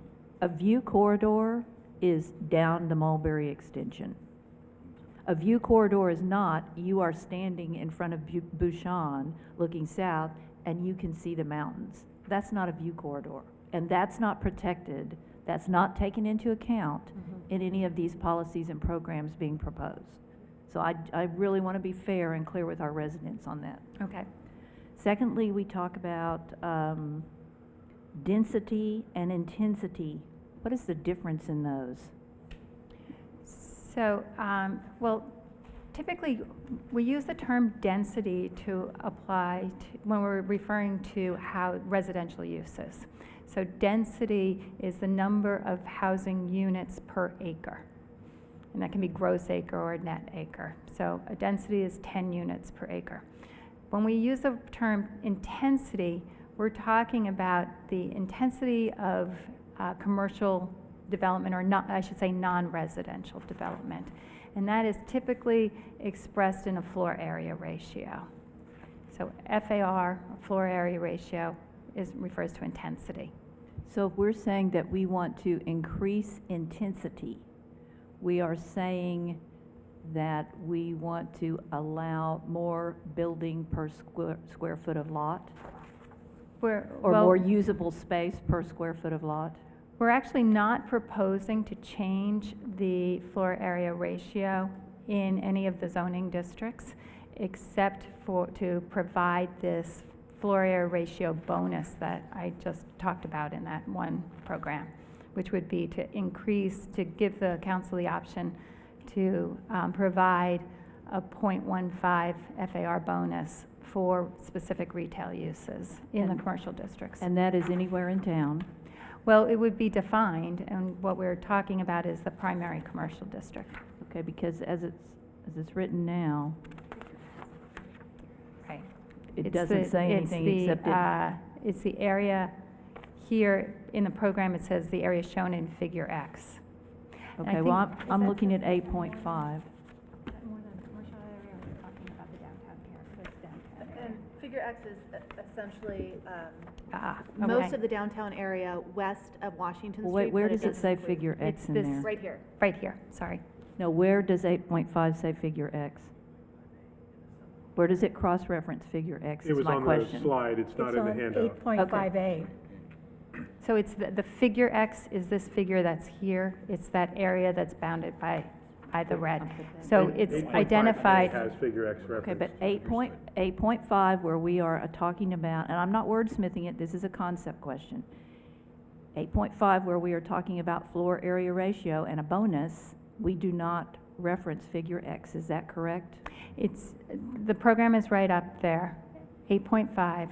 8.5A. 8.5A. Right, and that's talking about amending our design ordinance. Right. So those possibly should be combined to make it clear. in my view, but again. So then, so let's move on to the proposed FAR bonus. Conceptually, we say we will provide a bonus, which I guess conceptually that's mandatory, to businesses, services, et cetera, that increase business diversity and offer benefit to residents. I have heard people on the council say every business in town is a local serving business. Conceptually, I have an issue with saying we're going to offer it to businesses that benefit residents, because some residents are benefited by all businesses, some residents not so much. So I would just put that out as a concept on the FAR bonus. Moving on to some other questions. Why, I mean, have we looked at what we could offer in the way of additional businesses and services if we did 2 stories rather than 3 stories? Did we put that out to the community? Have we heard that from the community? I mean, Yes. certainly if we put, where we're proposing possibly a 3-story, if we put a 2-story. We took both of those options to TAG and the ZDRB, and the idea was that with 2-story buildings, that second level could be office or residential and serve a need we don't see greatly represented in town, and that going up to a 3rd story just allows more opportunity for those types of uses, provided that the buildings are constructed in a way that's consistent with massing, which really looks to center building mass in the center and avoid the verticality from the street that would be potentially considered inconsistent with. So we could get the same idea conceptually with 2-story buildings. Correct, and I would We also. would just not have as much space to work with, to work the concept in. Correct, yeah. And I'd also say that the concept of the bonus determination, certainly the council would be asked to craft what are the policy guidelines for that determination, because that approval is a discretionary request, the way, much like it is currently now in the commercial FAR, and it's not an automatic entitlement. So as we're moving forward with that, that would be an opportunity for broader policy development in terms of, you know, what would the criteria, what is the community, what are the council looking for in order to make that determination. And again, these are concepts based on trying to address some of the themes that we've heard. Thank you. I And wanna- then, I'm sorry, I just yes. wanted to be sure that I was being clear about the difference between a policy and a program. So the policy is just, it's setting a broad policy for the town. And the program is what we use when we actually need to do, the town needs to do something in order to implement that program, that policy. So that's why there are these 2 on this slide. There's a policy and then the program. Now the program itself just is simply, it says to amend the design standards ordinance to allow an FAR bonus for retail and service uses in the areas shown in Figure X. But it doesn't go any further than that. What we're not doing is actually writing an ordinance. The ordinance itself, we still want to allow enough flexibility so that when a draft ordinance is brought back to the ZDRB and back to the council, there can be some room and flexibility to discuss exactly what that FAR bonus should be and what uses, exactly which uses within, you know, retail and service uses should be allowed. So, that's the idea here. It provides an overall policy direction for the town and for staff, and then it provides an implementing program so that the staff will come back later after the plan is adopted and implement that policy. Thank you. And then moving on to policy LU 3.5, which is the maximum building height. I agree with the mayor, and it was a question I had too. I think we need to give our residents a footage, because I have heard the sliding scale of, 3 stories is 32 feet, well, now it's 40, well, now it's 46. Those are dramatically different. So I completely am in agreement with that. And also, again, not wordsmithing, but conceptually on LU 3.5, when we say permit 3-story buildings, location, and two-story buildings for the remainder of town, provided, and we have some things. So is that saying that everywhere else in town there can be two-story buildings? Or On is the that condition- a policy? Is that gonna be like the last one where we say something very broad, and then in the next one, 3.5A, we say, in 3.5A, we talk about 3 stories in figure X, but we don't talk about 2 stories. I mean, how does our 50% rule fit into that? Yes. How do all these things fit together? I would just want to be really clear with our residents, and this is where I get back to, what is the picture we're trying to paint? Because we are getting a lot of pieces, and a lot of them should be fit together in my view. And but I just call out that as a concept, are we trying to say our concept is there are 2-story buildings anywhere else in town, everywhere? Those last few lines of that program are the essential ones, where it's, or of the But wait, policy. the answer to my I question don't- is it a yes? I understand it's subject to X, Y, and Z. Is the answer to my question yes? There Yes, can be 2-story provided- buildings everywhere in town? Yes, provided it follows the development rules, including the 50% rule in the applicable Yeah. The zoning 50% districts. rule would still stand unless we receive direction from the council that they want to move away from that. This policy and the allowance of 2-story structures is the same as in the existing general plan. What it does is open up the opportunity for 3-story, and that 2-story limitation for buildings throughout town is further modified by the zoning and design ordinance that establishes that 50% rule. Okay. Well, it also, the current language reads, single-story elements along street frontages for commercial and residential developments are preferable in most situations. And that language has been taken out. So that's my question. Correct. Conceptually, are we now saying 2 stories, subject to A, B, and C, okay everywhere? Mainly subject No to the new preference for rule single on story. massing. Okay. And we thought that the new rule on massing, which is back a slide, gives a lot more direction on the form of buildings and how buildings relate to one another, and this idea that this verticality is not something that is consistent with Yountville, that things like partial upper stories and second setbacks for that upper story volume, that those really get at what that 50% rule is intended to get at, but without using descriptive terms like this. So we're hoping that this gives greater definition to those massing rules. And so when we talk about the potential for 3 stories to hopefully drive local businesses, how do we fit that? And perhaps we should discuss that in context with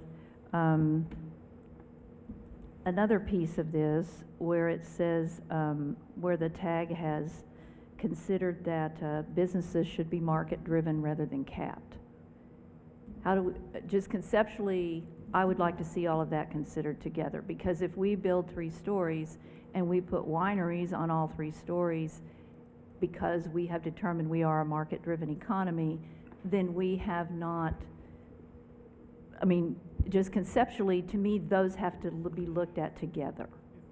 I would say, first, you know, the way I kind of now understand, Councilmember Dorman, it's really hard without, you know, here's the guidebook that we're looking at, because these are the bits and pieces that we need to go put that together. So we are looking at some of those incrementally. But to answer your question, the proposed policy had strict prohibition on, you know, the bonus intensity was not going to be given to restaurant, alcohol, and cannabis related, so that it would foster the other areas that were of greater interest, because the community feedback is, we seem to have enough restaurants, maybe different price points people are interested in. Certainly didn't see a real need for more tasting rooms. The community discussion is not really, it's fluid on whether caps are market. The feedback we're receiving is market. So what we're doing in this area is trying to provide tools to encourage what I would call general retail, office, because, you know, we heard a lot of concerns about, and I'm going to be honest, it's hairstylists, barber shop, even just a basic office, you know, somebody that lives here that doesn't have enough space, that maybe is a insurance salesman or attorneys that are just looking for something. We don't have space. And that's where the intent, and again, yes, and I want to remind everybody that all of these are approved under a conditional use permit. So the idea first is, and it may be okay, again, council and community may say, nope, we're not interested in 3 stories. But the guidelines for how do we increase that, that's where we're really trying to go, is what's the give and flow, and are there, you know, if there's no interest in that, then you're going to tell us that, and the community will, but we were trying to figure out what might we be able to do to influence that condition. So along those same lines, one of the drawings on one of the slides shows, and it's light print, and I'm in halfway the dark up here, but I think it shows a 10-foot setback off Washington for a 30-foot high building. And it's this little building right here, which I know has the massing mitigation on it. Downtown core with the Larkspur picture. Thank you. This one here? So where in town do we have something that looks like that, that is 10 feet off of a street and is that tall, so that our residents could go and look at it? I'd look at Maison Fleury right behind us. Is that 10 feet off a street? No. There's a parking lot there to mitigate. No, the main building from Yount Street, when you It's face 10 it feet? from there, I mean, Based I'm on not Fleury, going to not say it's exactly 10, The brick 2-story building. but I don't think it's, I don't think it's a considerable setback. I would say Stewart and Heston, there are probably a number, and they might vary between 5 and 8 and 10 feet, but it also depends on the location of the sidewalk and whether that's on the property or in the right-of-way.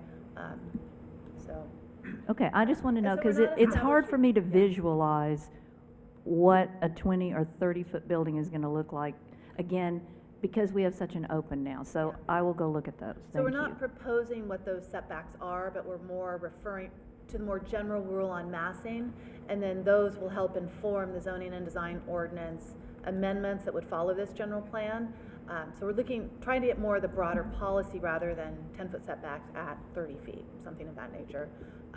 But we do know that as part of these rules that element of verticality is important, that going up 30 feet would not be consistent with that rule on massing, that they would have to show, some buildings would have to include some type of articulation and change, more similar to Maison Fleury, where you see the 2 different building heights. Couldn't you use And other examples like Chichio would be an example, Bouchon Restaurant would be an example, Heston might be an example of all either at or within. I think Heston's actually inside the 10-foot setback because we gave an exception there. Those would all be examples of 2-story buildings that are within 10 feet of, they happen to be on the east side, but those would be examples, I And think. of course, Hill and the bistro are on the sidewalk. They have facades at least that show Edward that. James Courtyard. Okay. And then, just again, conceptually, we're talking about, well, we wouldn't have a 10-foot setback, or we wouldn't do this, or we wouldn't do that.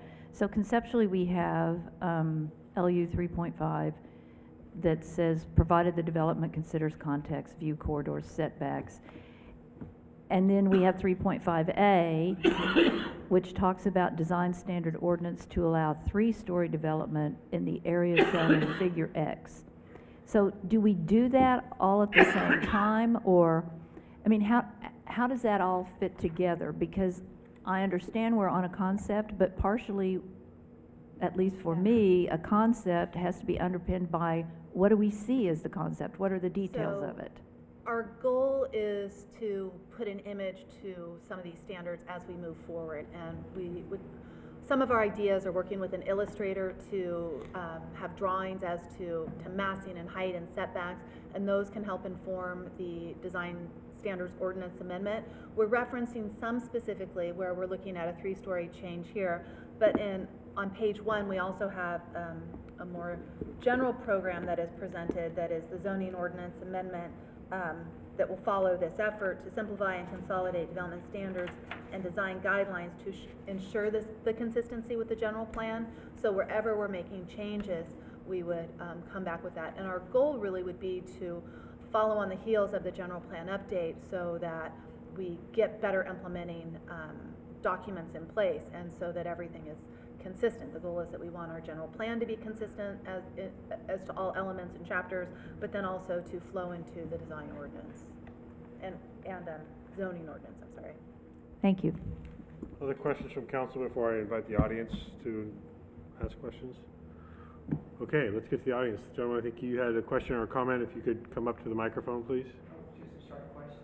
That's okay. We still need you so we can get it recorded. I'm Dick Woodson at 2004 Humboldt Street. And I just wanted a little clarification. Excuse me for going back a little to the parking and along that west side of town. And I think you're intimating that you want the possibility of parking on different levels. And I was just wondering if that was mentioned in there, or if you need to mention that specifically. I see something that says tandem, and I suppose that means one behind the other. So do you need to put anything in there about multi-story on that? I think there was a section in here that referenced parking structures here in the middle of the third line, valet tandem parking structures. Yeah. Now, if there's clarity, if Sandra, you think multi-level parking structures adds clarity to that? I mean, I think structure implies not just street level, but I think, isn't that what you're referencing, Mr. Woodson? Yes, it is. Okay. So that's something I think that maybe a clarifying Consider, yeah. multi-level, not identifying how many levels, but the fact that it's above ground. More than one. Yeah, thank you. Thank you. Any other questions about our current conversation? Yes, Ms. Reeves?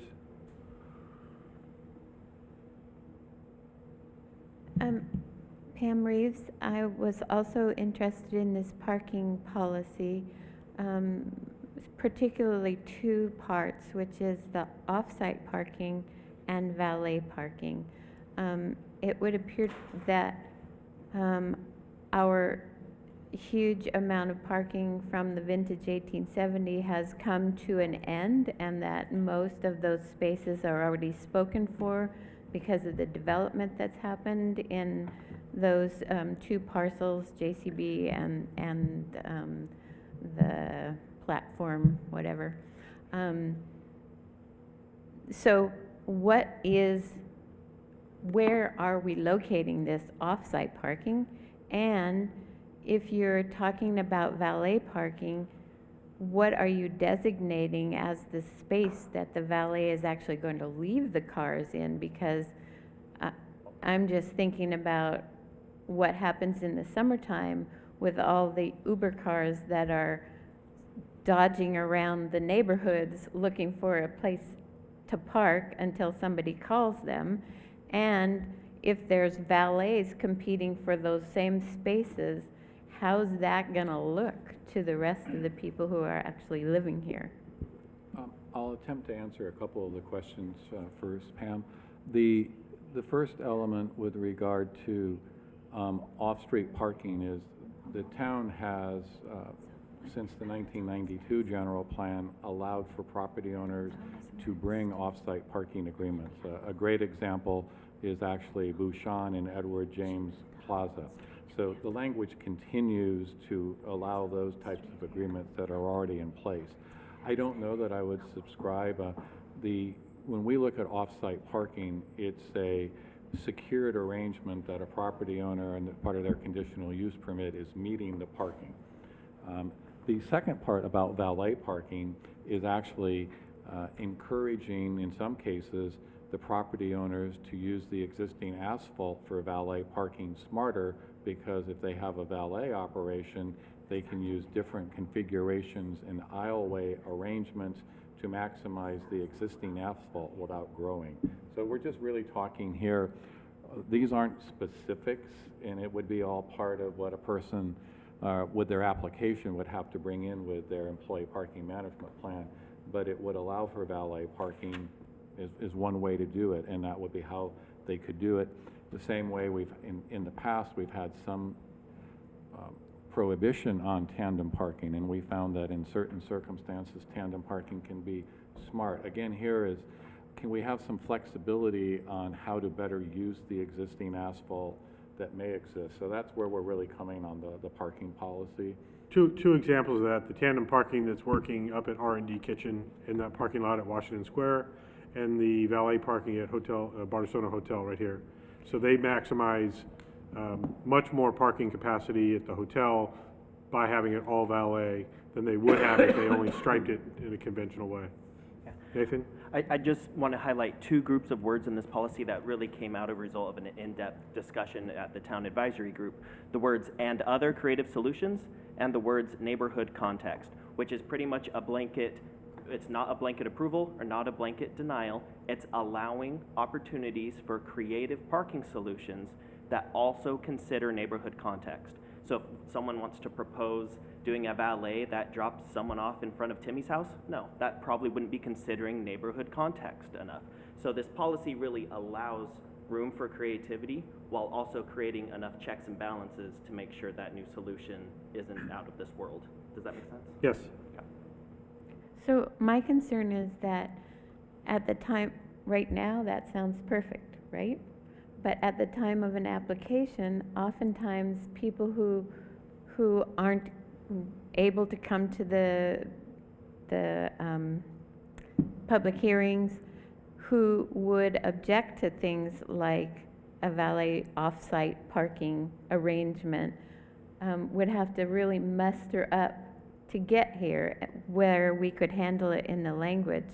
And I just feel like if you could tighten up the language to say not so much off-site parking, but parking agreements with other landowners, rather than saying, oh, well, we're going to valet park over at the park or in front of that neighborhood, so that it's more upfront for the developer and for the residents. Thank you. And just to bring you back to the step in between this and a development permit would be the more specific rules in the zoning and design ordinance that flow from this. Any other public questions or comments on this item? Okay, so you still need direction from us. Yes. So we've asked our questions, so can we provide direction on how we feel about the language as presented? I think Councilor Dorman has already offered fairly extensive evaluation of that content, but if you wanted to either say anything further on those items? Thanks. I'm always going to be in favor of taking things to our community. So I'm in favor of taking it to the community, but I would just ask that when we take it, we be really fair and transparent about it. And we really say, because this is not an advocacy situation, this is an information presentation situation. We'd be really fair and say, it could look like this, it could look like that. It's going to depend on what the ordinances say. And for that, you have to rely on additional community input in your council. So I'm of course in favor of taking it, and let's hear from the community. Same with the parking. It could look like this, it could look like that. Let's find out where you as our community wants to be. But yes, I'm in favor of taking both aspects. Councilmember Durham? I know, good timing.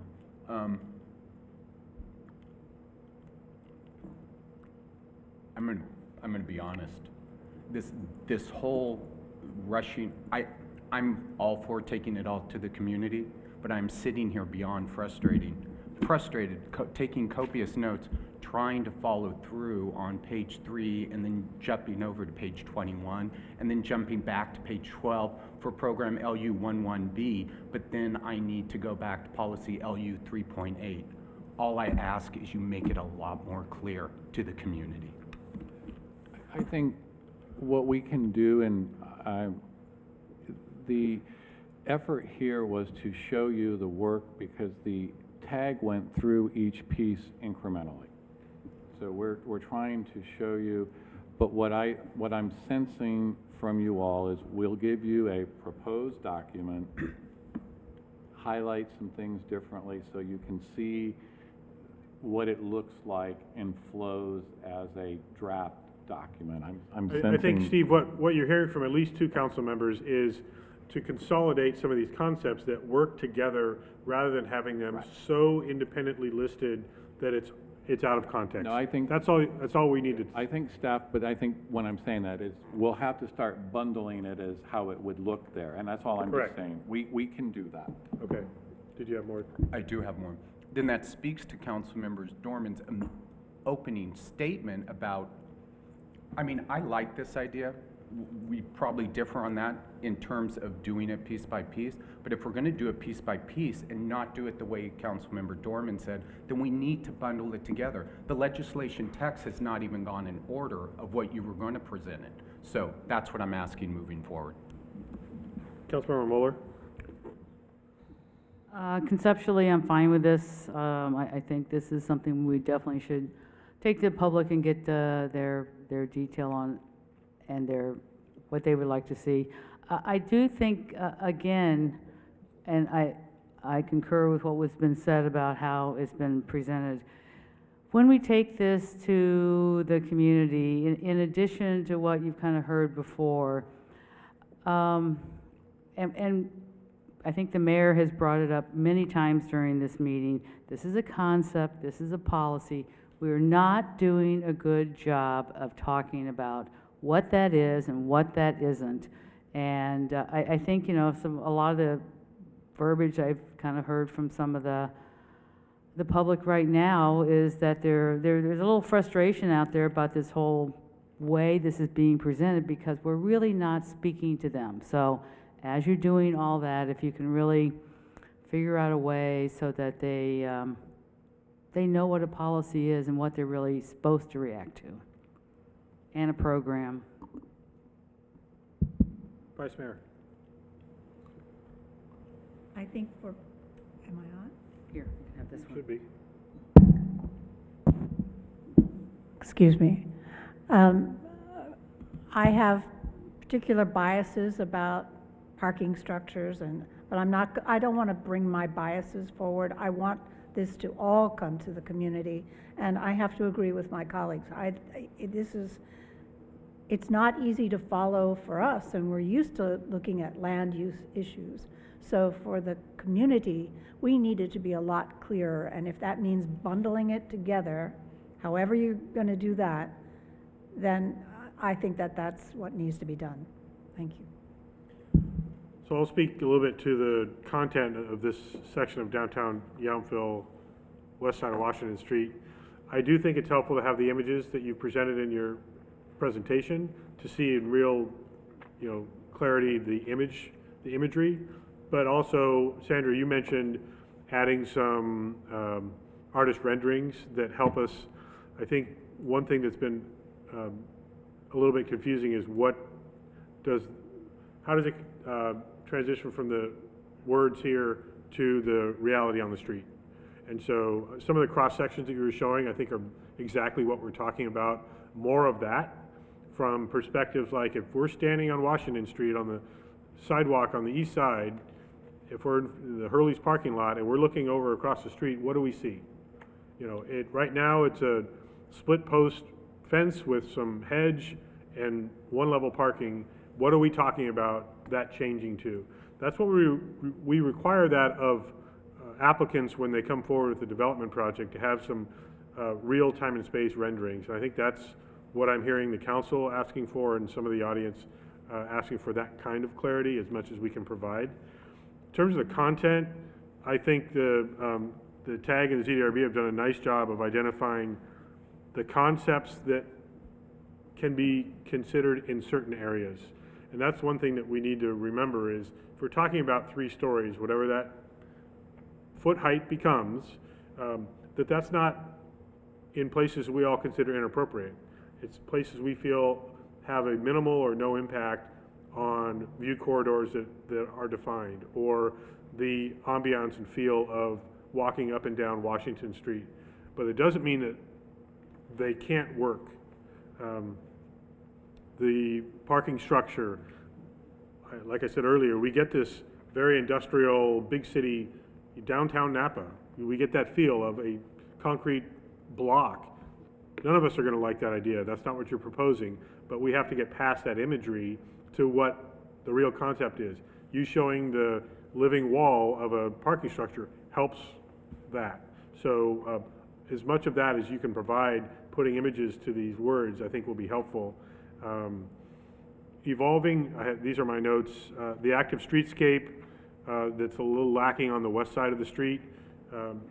Yes, that's true, but maybe that's what we want to continue to see, that we don't become too much of a corridor like Main Street in St. Helena. That has a certain character and style that may be appropriate for St. Helena. We may or may not want that look. And that's what we're talking about is, do we want to bring in those sides so that it's more defined and confined, or do we want to keep it open even if it's a parking lot? But that's part of the whole conversation we're having here. I still would like us to be very creative about how we're committing our parking requirements going forward. It's impossible for us to know what's going to be appropriate in 15 to 20 years. But if we're already seeing our parking requirements being less and less appropriate, then we need to really be creative about what we can do. I think you're showing some examples of how we can be there, whether it's setting up higher than typical multi-structure so that it can be converted to a non-parking use. We talked about that about an hour ago, I think. But also, I saw in there the stackable parking structures, whether cars are going to fit. You know, we have parking stripes out here that did not anticipate SUVs. It's plain and simple. And so we need to try to have that vision too. So more imagery to support the words, I think. But I like the language that the TAG and the ZDRB has brought forward. Do you need any more guidance from us? No, I think that's great.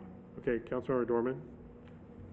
Just one thing to go on to this, and look, I know I'm being a Debbie Downer here today, and it's so much easier to edit than it is to create. So thank you for creating and allowing us to edit. The information is all very good. It's just in the package. But along the lines of more graphics, which the mayor said, we might even consider offering a walking tour and say, hey, we're going to do it one time only, meet. We're going to walk to 5 places where there's this kind of building that's 10 feet off, or this kind of building that's 15 feet off, and let people actually see it. Just a suggestion.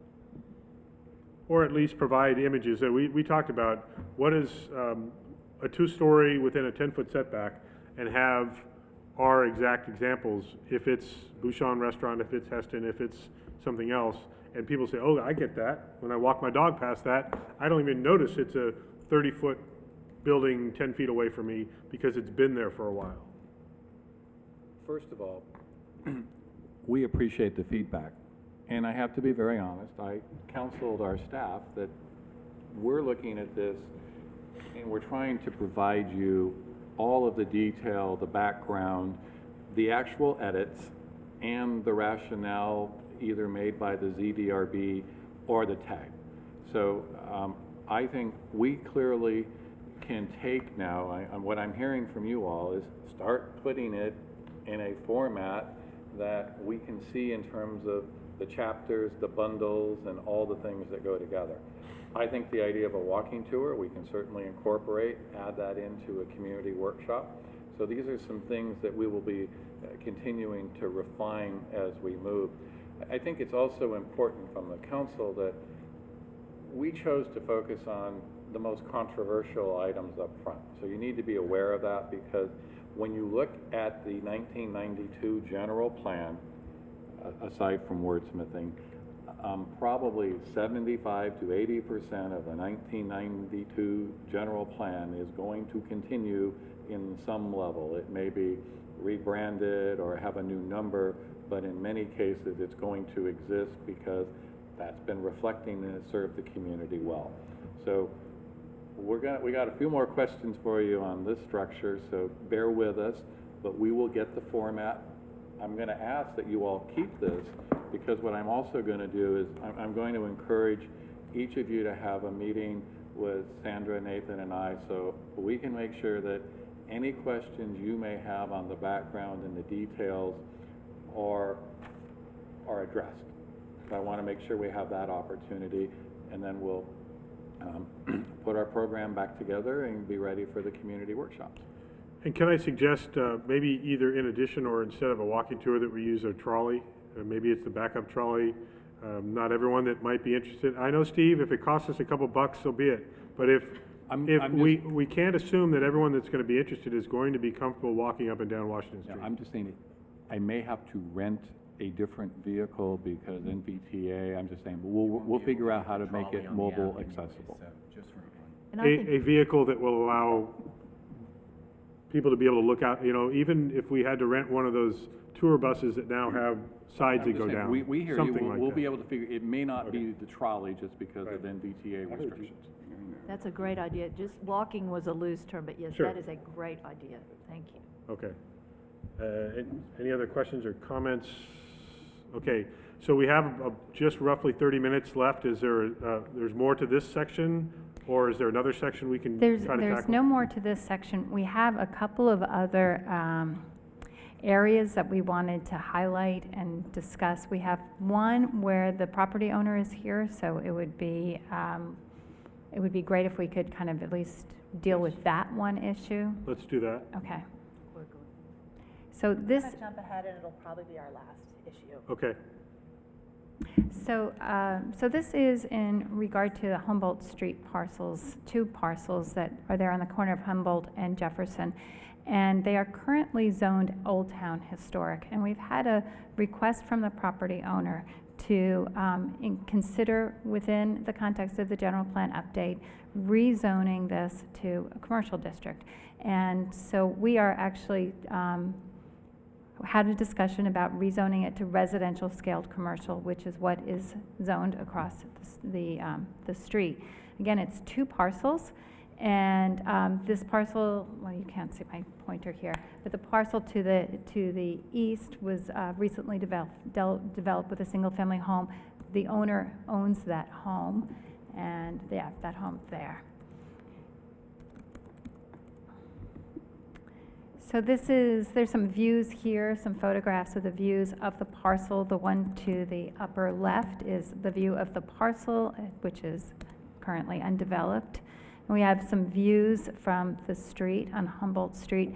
And then at the bottom is the view across the street, which is this parcel is actually looking at the side of of a commercial development.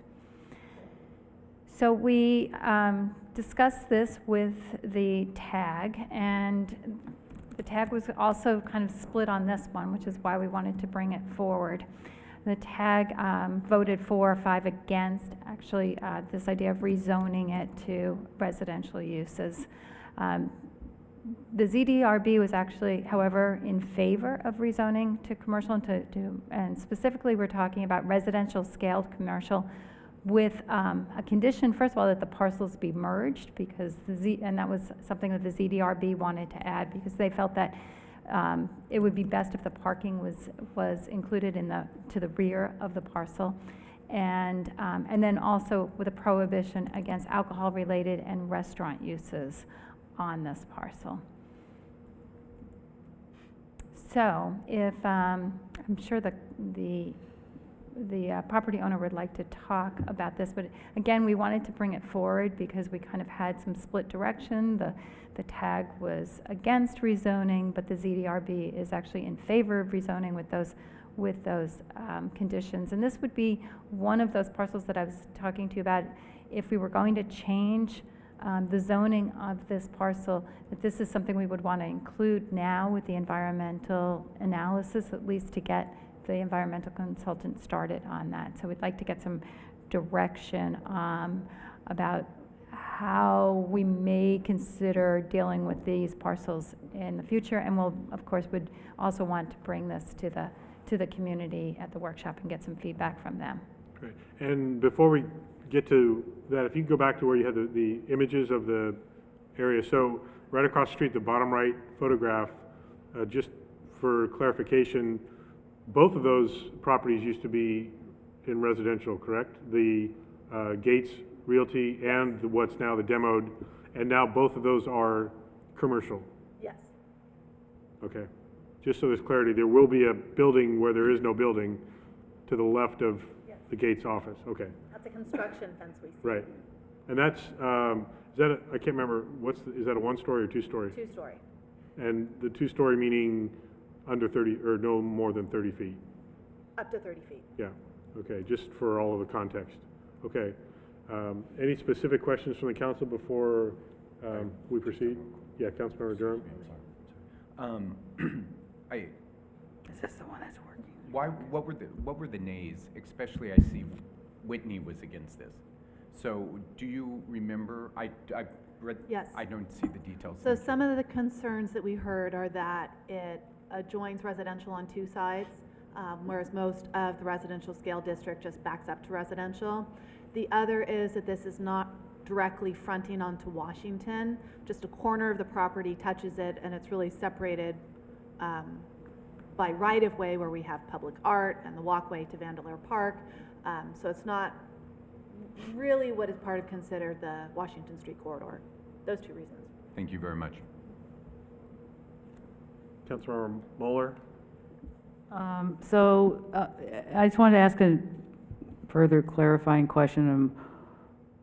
Dividing it into two parcels. Is that something that would need to be done now at this concept stage, or No, so this would, we could just say, leave it one parcel and then further? right now it is two parcels. Oh, it is two parcels, The okay. policy suggests the rezoning, but includes this condition that upon a redevelopment application, that merger would be required. And that's what it's getting at without stating all the technical steps that are necessary. But the merger would be necessary for an application consideration. Okay. Or as part of that, essentially as a condition of approval when we see a development application. The merger would be needed, I'm sorry, I missed that. Why couldn't one parcel remain residential? Is it the size of the two parcels? There are two smallish parcels that would have very tight congested commercial development, but as one larger parcel, it's more feasibly developed. Got it, okay. Okay, so I'd invite the the owner to come tell us what your thoughts are. Yeah, thank you, staff, for putting this proposed item on the policy, and thank you for hearing us today, council. My name's Rich Woodson. I live at 2008 Humboldt Street with my wife and my daughter.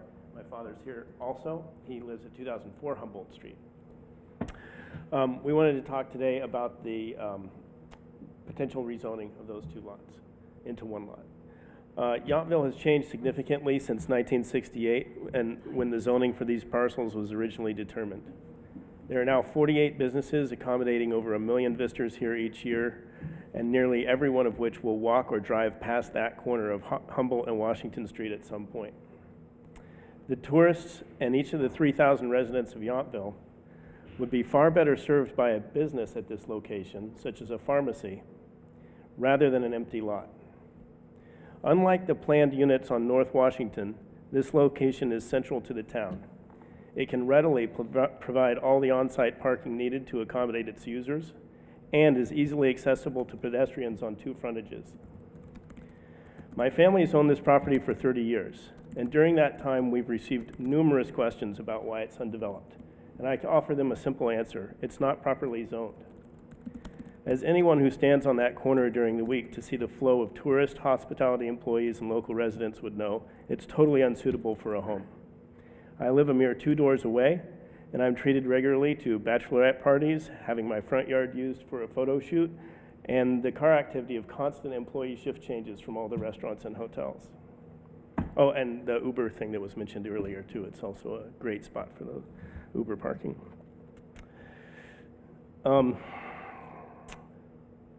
I love seeing others share the enthusiasm that I have for this town every day, but if this spot were suitable for residences, we would have put homes there decades ago. The street itself has changed significantly since 1989 when we moved here. Originally, 5 of the 10 lots were someone else's permanent residence. Today, there was 1 commercial and 4 as yet undeveloped parcels. Today, only 3 houses along this street are primary residences, 2 of which belong to my family. The number of commercial lots have doubled, and the remaining homes now are only used as part-time vacation homes. I'm glad to see others calling this great town home, even if it's only for the weekend, but if anyone's going to be impacted by the rezoning of this area, it's me. What is suitable for this spot is a business. It's surrounded on 3 angles by popular public sites: a hotel, a real estate office, and a public park. It's crossed by a pedestrian sidewalk which carries thousands of people every week. And the only residential neighbor other than myself is deeply insulated from the lot by not only a driveway, easement, also a row of 6-foot-tall olive trees and a dense 8-foot-tall hedge which completely mitigates any impact. As the only permanent resident to be directly impacted by this change, I would ensure the design and use is agreeable to everyone nearby. The style would be complementary to the surrounding buildings, and the build quality would be similar to what I've created for my own home. To ensure we will be using the same local architect, the same local builder, who also developed several other commercial projects in town, including Jessup Cellars and Maisonnerie. We would love to work with this town to realize its vision for the future by correcting this zoning gap along the Washington Street corridor and providing a valuable business which serves the health and welfare of its residents and visitors alike. Thank you. Thank you. Is there any other member of the public that wanted to comment on this? Ms. Reeves. Pam Reeves, I mentioned before that I felt like that particular property was better suited to residential scaled commercial. And if we're afraid of losing housing units, we could specify that an apartment go on that property as well.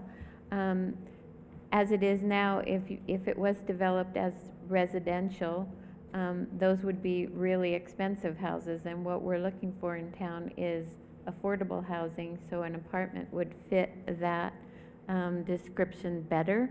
And I feel the same way as the owner, that it really isn't appropriate. That is such a busy corner, and it really doesn't lend itself to the residential quality of most of the rest of the town.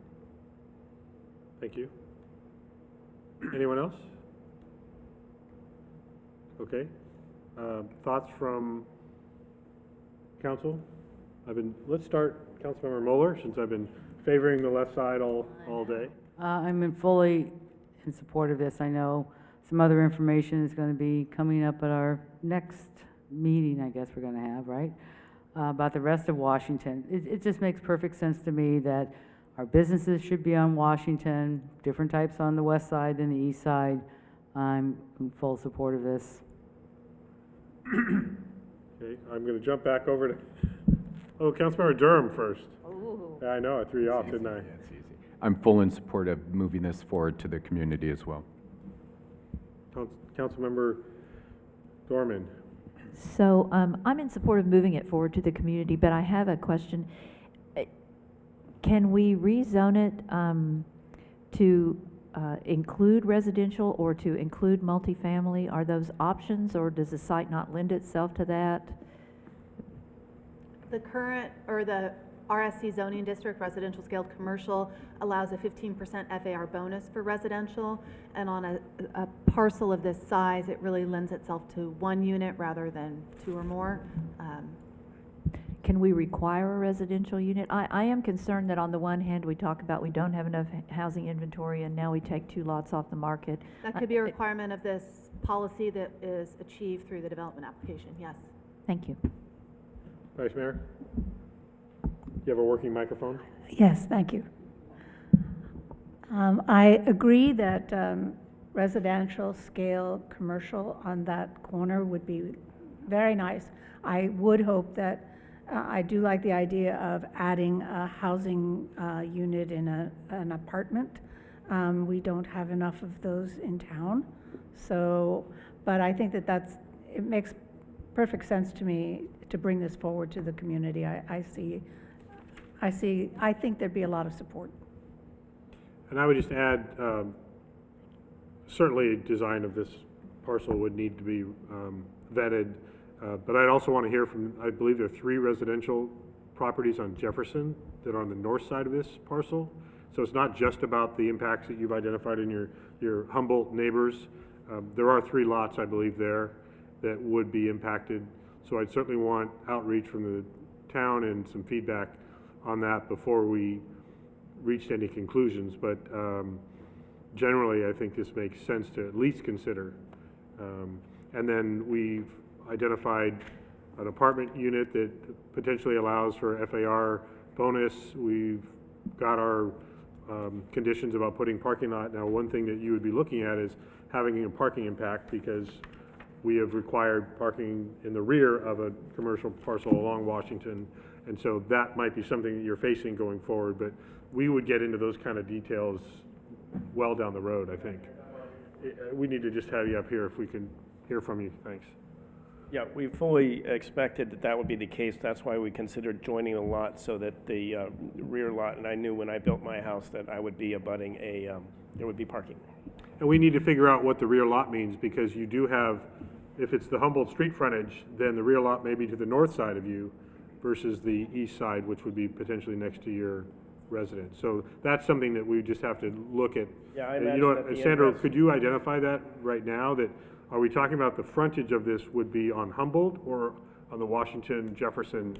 Sort of a corner direction toward Washington, Jefferson. Yeah, so the frontage, like the front entrance would be almost on a diagonal, kind of like facing that piece of art, you know, out onto the intersection. But however, if you were coming to patronize that place, you'd be on Humboldt Street and you'd pull in and you'd park behind that building. Yeah, those details would get worked out. Parking off of Humboldt at the building directed toward Washington. And I know there's a vault under there, and we've got artwork poured there and all that stuff that would just have to be figured out. Thank you, that's very nice. We like having the artwork there. Okay. One, Councilman Member Durham, you asked about one of the, what were the nays during that? One of the nays, I don't think they had fully considered. It had to do with parking, and I forgot the name of the person who said that, but he said you would be taking away too many spots along Humboldt Street for parking. But it's actually, this provides more spots on Humboldt Street because it's only one ingress rather than two, which you would have if you had two residential lots. You'd have two driveways. So this actually increases the amount of parking along the street rather than its current zoning. Thank you. I have a Vice Mayor question, has a Mr. question for you, Woodson, actually. please. Have you been approached by a pharmacy that might be interested in coming in there? No, what I intend to do is to work with some of the local family-owned pharmacies in St. Helena and Napa to bid out who would operate that pharmacy. Great, thank you. And I'm Just to be clear, we can't make a judgment based on what may or may not go in there, so let's not. This is the fun challenge of living in a small community where it's really hard to have a conceptual conversation, and then everybody goes into developing the parcel without an application, and there's no application, because this is just to continue the dialogue going forward. So just to bring everybody back. Conceptually. That's the word we've been using today, conceptually. And we have one more little bit we're going to try to push through, which is what actually led to these residents coming to chat to us, which is the North Washington. And I think based on feedback, that should move fairly quickly. All right, thank you, Woodson.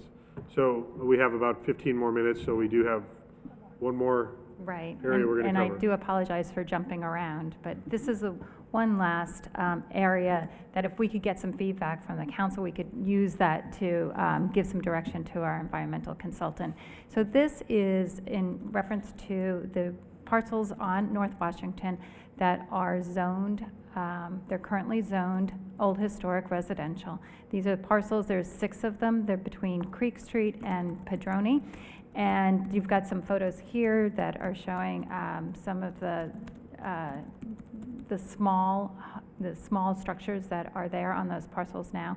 And so the idea is to consider rezoning this to some limited commercial use. We're really talking about small a lot of service uses. And so that was kind of the question that we proposed to the community at our workshop that we had last November. And this was the question. It was, under which circumstances, if any, would you support rezoning these 6 parcels on North Washington to commercial? And we had, most of the people were in support of rezoning so that we could allow small office or service uses within the existing structure. Number 3 was small office service retail uses where the homeowner resides, so that would be kind of a live-work situation. Then we also had support for boutique retail, but not food or wine. There was some support for boutique or small lodging. After that was, in 5th place, was support for complete redevelopment of the parcels, and then number 10 was no retain as housing, and that, number 6, I should say, and that was the least amount. So actually, most of the people were in favor of rezoning this to commercial, perhaps even allowing the existing buildings to be redeveloped, but most of the support was to use the existing structure and then to allow some kind of limited retail or service uses within those structures. So we talked to the TAG and also to the ZDR about this. The TAG actually did not support boutique lodging, but they did support redevelopment of existing buildings, and that was because they were recognizing that some of the existing buildings are very small, they have very limited parking, and they might not be viable for individual commercial development unless the lots were actually aggregated. The parking is a real constraint over there, and office uses without residential might only be viable for some of the parcels within the existing structure. So they did want to consider this idea of having redeveloping some of those, allowing for redevelopment of the structures. We also want to consider rezone, never mind.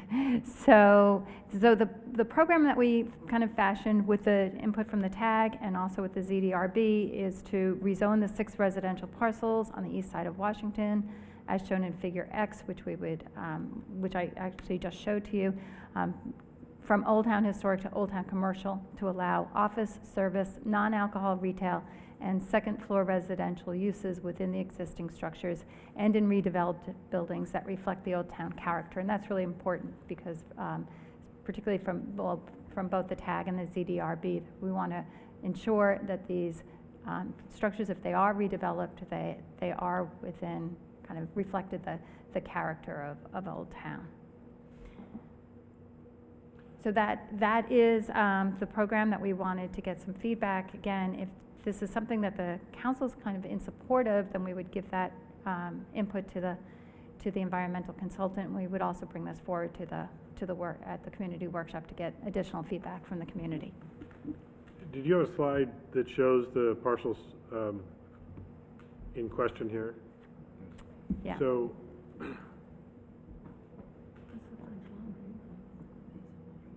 So Handwritten Wines, that's actually Jessup Cellars, and that's on the north side of Padrone.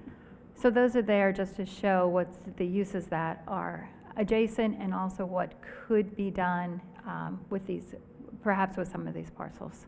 So I'm finding it a little bit misleading, showing properties that aren't the ones in question. Right. So that's my first comment. I wanted to just make sure I understand. The corner of Washington and Creek Street has, I think, 3 residences on that parcel. Is that correct?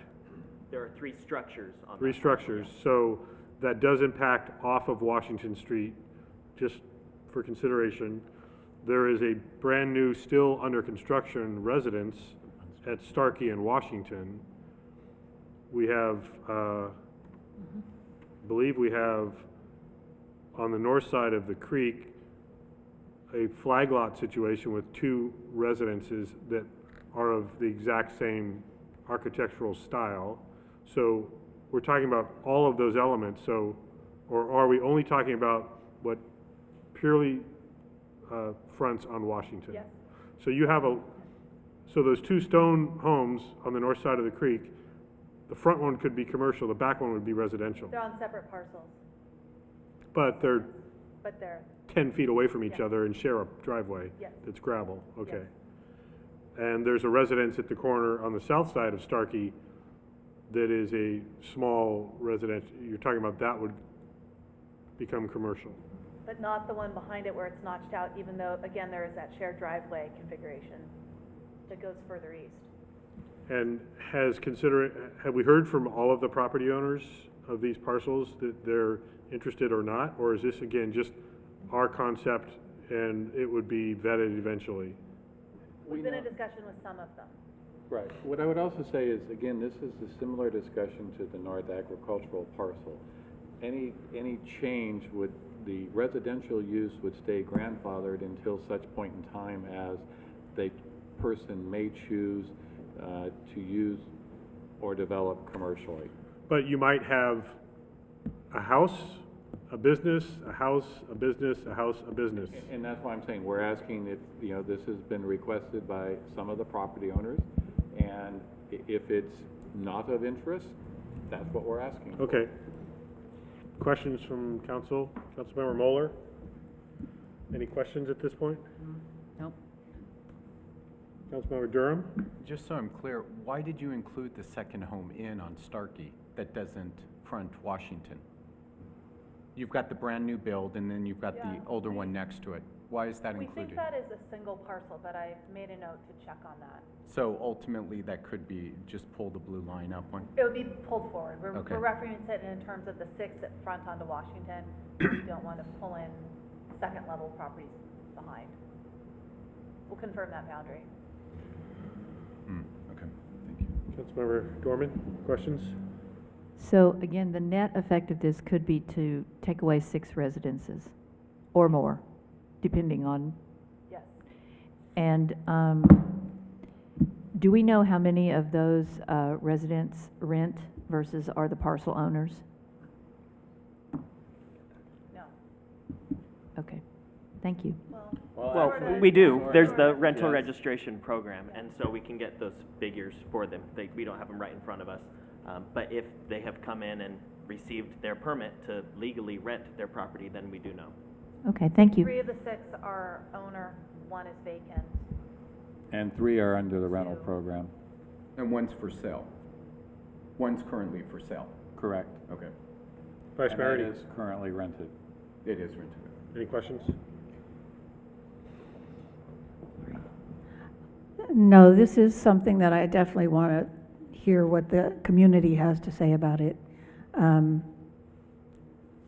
Although I understand that we do want Washington Street to be our, business corridor, I think it's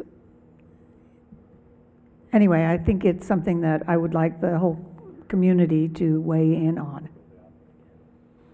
Yeah, my feedback, I'll mention my feedback in a moment. Any member of the public have questions or a comment?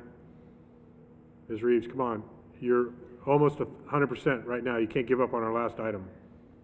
Okay, there goes your track record. So comments from council giving direction. Councilmember Dorman? Again, I'm going to err on the side of taking it to the community, but conceptually, for me, to take 6 residences out, to put 6 businesses in, as we look at the whole picture, that's tough. I'll wait to hear from the community on it. Councilmember Durham? I want to take it to the community as well, but based on some of the other conversations we have, maybe this can work as well. So I'm open to the idea, but it needs to be discussed. Councilmember Mueller? I'm very supportive of this, just like the last item we talked about, just because these properties may change in zoning, there can still be apartments on top, and that was actually in the policy statement, so I don't really see that we'd be losing that. I think you'd be giving the current owners another option to how to use their property. That doesn't mean if somebody is living there or renting there right now that you would have to throw them out and tear it down. It would be totally up to the property owner how he chooses to use that property. He could continue, or she, to rent it out and leave the houses there, or they, knowing that they're in a commercial zone, could, turn it into residential. I just think it gives the property owners, and it certainly be great to hear from them and see what the community thinks, but it gives them more options than they have now, so I support it. Vice Mayor? As I said, I think it does alarm me that we would lose 6 single-family homes, but I'm open to hearing what the owners of those properties want to do with their property, and if they are amenable to putting apartments. I don't know. I do want to bring it to the community. I want to hear what the rest of the community has to say. Thank you. And we have done some of this in the past further south on Washington. I think it's made more sense when we did this south of Humboldt, where what's now Heston is an example, and kind of cleaning up that corner on Humboldt and Washington. This is less clear to me, partly because all of the residents that we're discussing back up immediately to other residents, where on the south side of Humboldt, they backed up in some cases, most cases, to other commercial. That would be one concern. That's kind of a main concern. In one sense, it makes sense that we continue that flow of residential scale commercial that's south of Creek, and then we jump back into commercial north of Padrone. So there is a gap there, but this is really going to need to get vetted, I think, before I feel comfortable, because it does more immediately impact the resident parcels to the east. There is some concern about loss of residential units in general, but I think there are ways to mitigate that, especially if these get redeveloped, like we just talked about in the previous. Requiring a housing unit for any redevelopment would be one way to do that. So definitely further discussion to be had. It's worth that conversation, though. Okay, any other business for us today? Oh, you couldn't bring it up when public comment. Okay, Carol, come on. Just being back here 6 months, it's of all the building and stuff's going on. To me, I think an ideal person to buy this, or it's obvious, is a restoration hardware. I mean, this is all right across from where they're existing buildings, so it'd be. No. Well, actually, quite a bit of it is south of that. But close. There's one residence that would be I'm not saying that's bad. I'm just saying that you know. But only one of the residences we're talking about is directly across from Masonry. The rest of it's south. Right. It's just south of that, but that. Anyway, I mean, I think of an existing business that's in town and growing and things that's they're opening soon, hopefully, so we can get that done. But just the location. That's just last comment. Okay, thank you. Any other last? Okay. Great, well, I think we're finished for today. And I just want to say thank you for your feedback. As we're moving through, I do want to really acknowledge the work of our staff team here, our consultant team, and the TAG in particular, and the ZDRB. You've seen a very, and I know we hear you loud and clear on it's hard for you to go from A, B, and page 12 to 17. So we'll get you a different roadmap. But I do want you to realize how much effort that, and it really is in some of these, it's one piece at a time, and then we're building it back into a book. And we're starting with a book. That's the other thing, is we're not throwing away the 1992 general plan. So you're looking in some cases on elements being added, emphasis. So I do appreciate, these were some of the really heavy lifting items, and then we'll work with all of you to kind of go over also what's not changing, because I think we want to share with you, we have some policies about our working with the Veterans Home and explaining those nuances. There's a lot of existing that we've packaged those together, so we'll walk with you through some of those. But clearly we can do a different format job on the presentation, and we'll do that for you. And either Sandra or Nathan, next one of these general plan Envision Yountville workshops is what date? The next workshop is scheduled for April 26th. Before we get there, we'd like to have another study session with you. It's scheduled for March 27th.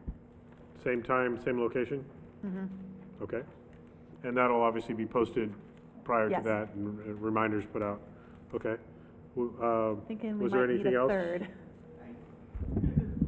Just want to, whoa, this one works really well. I just wanted to encourage everyone to visit envisionyountville.com, where there is a calendar of events where the study session was on the calendar, as well as the March 27th study session is also on that calendar. So if we ever have a question of, well, when is there a TAG meeting, when is there a workshop, when is there a study session, if it's Envision Yountville related, it's on that calendar.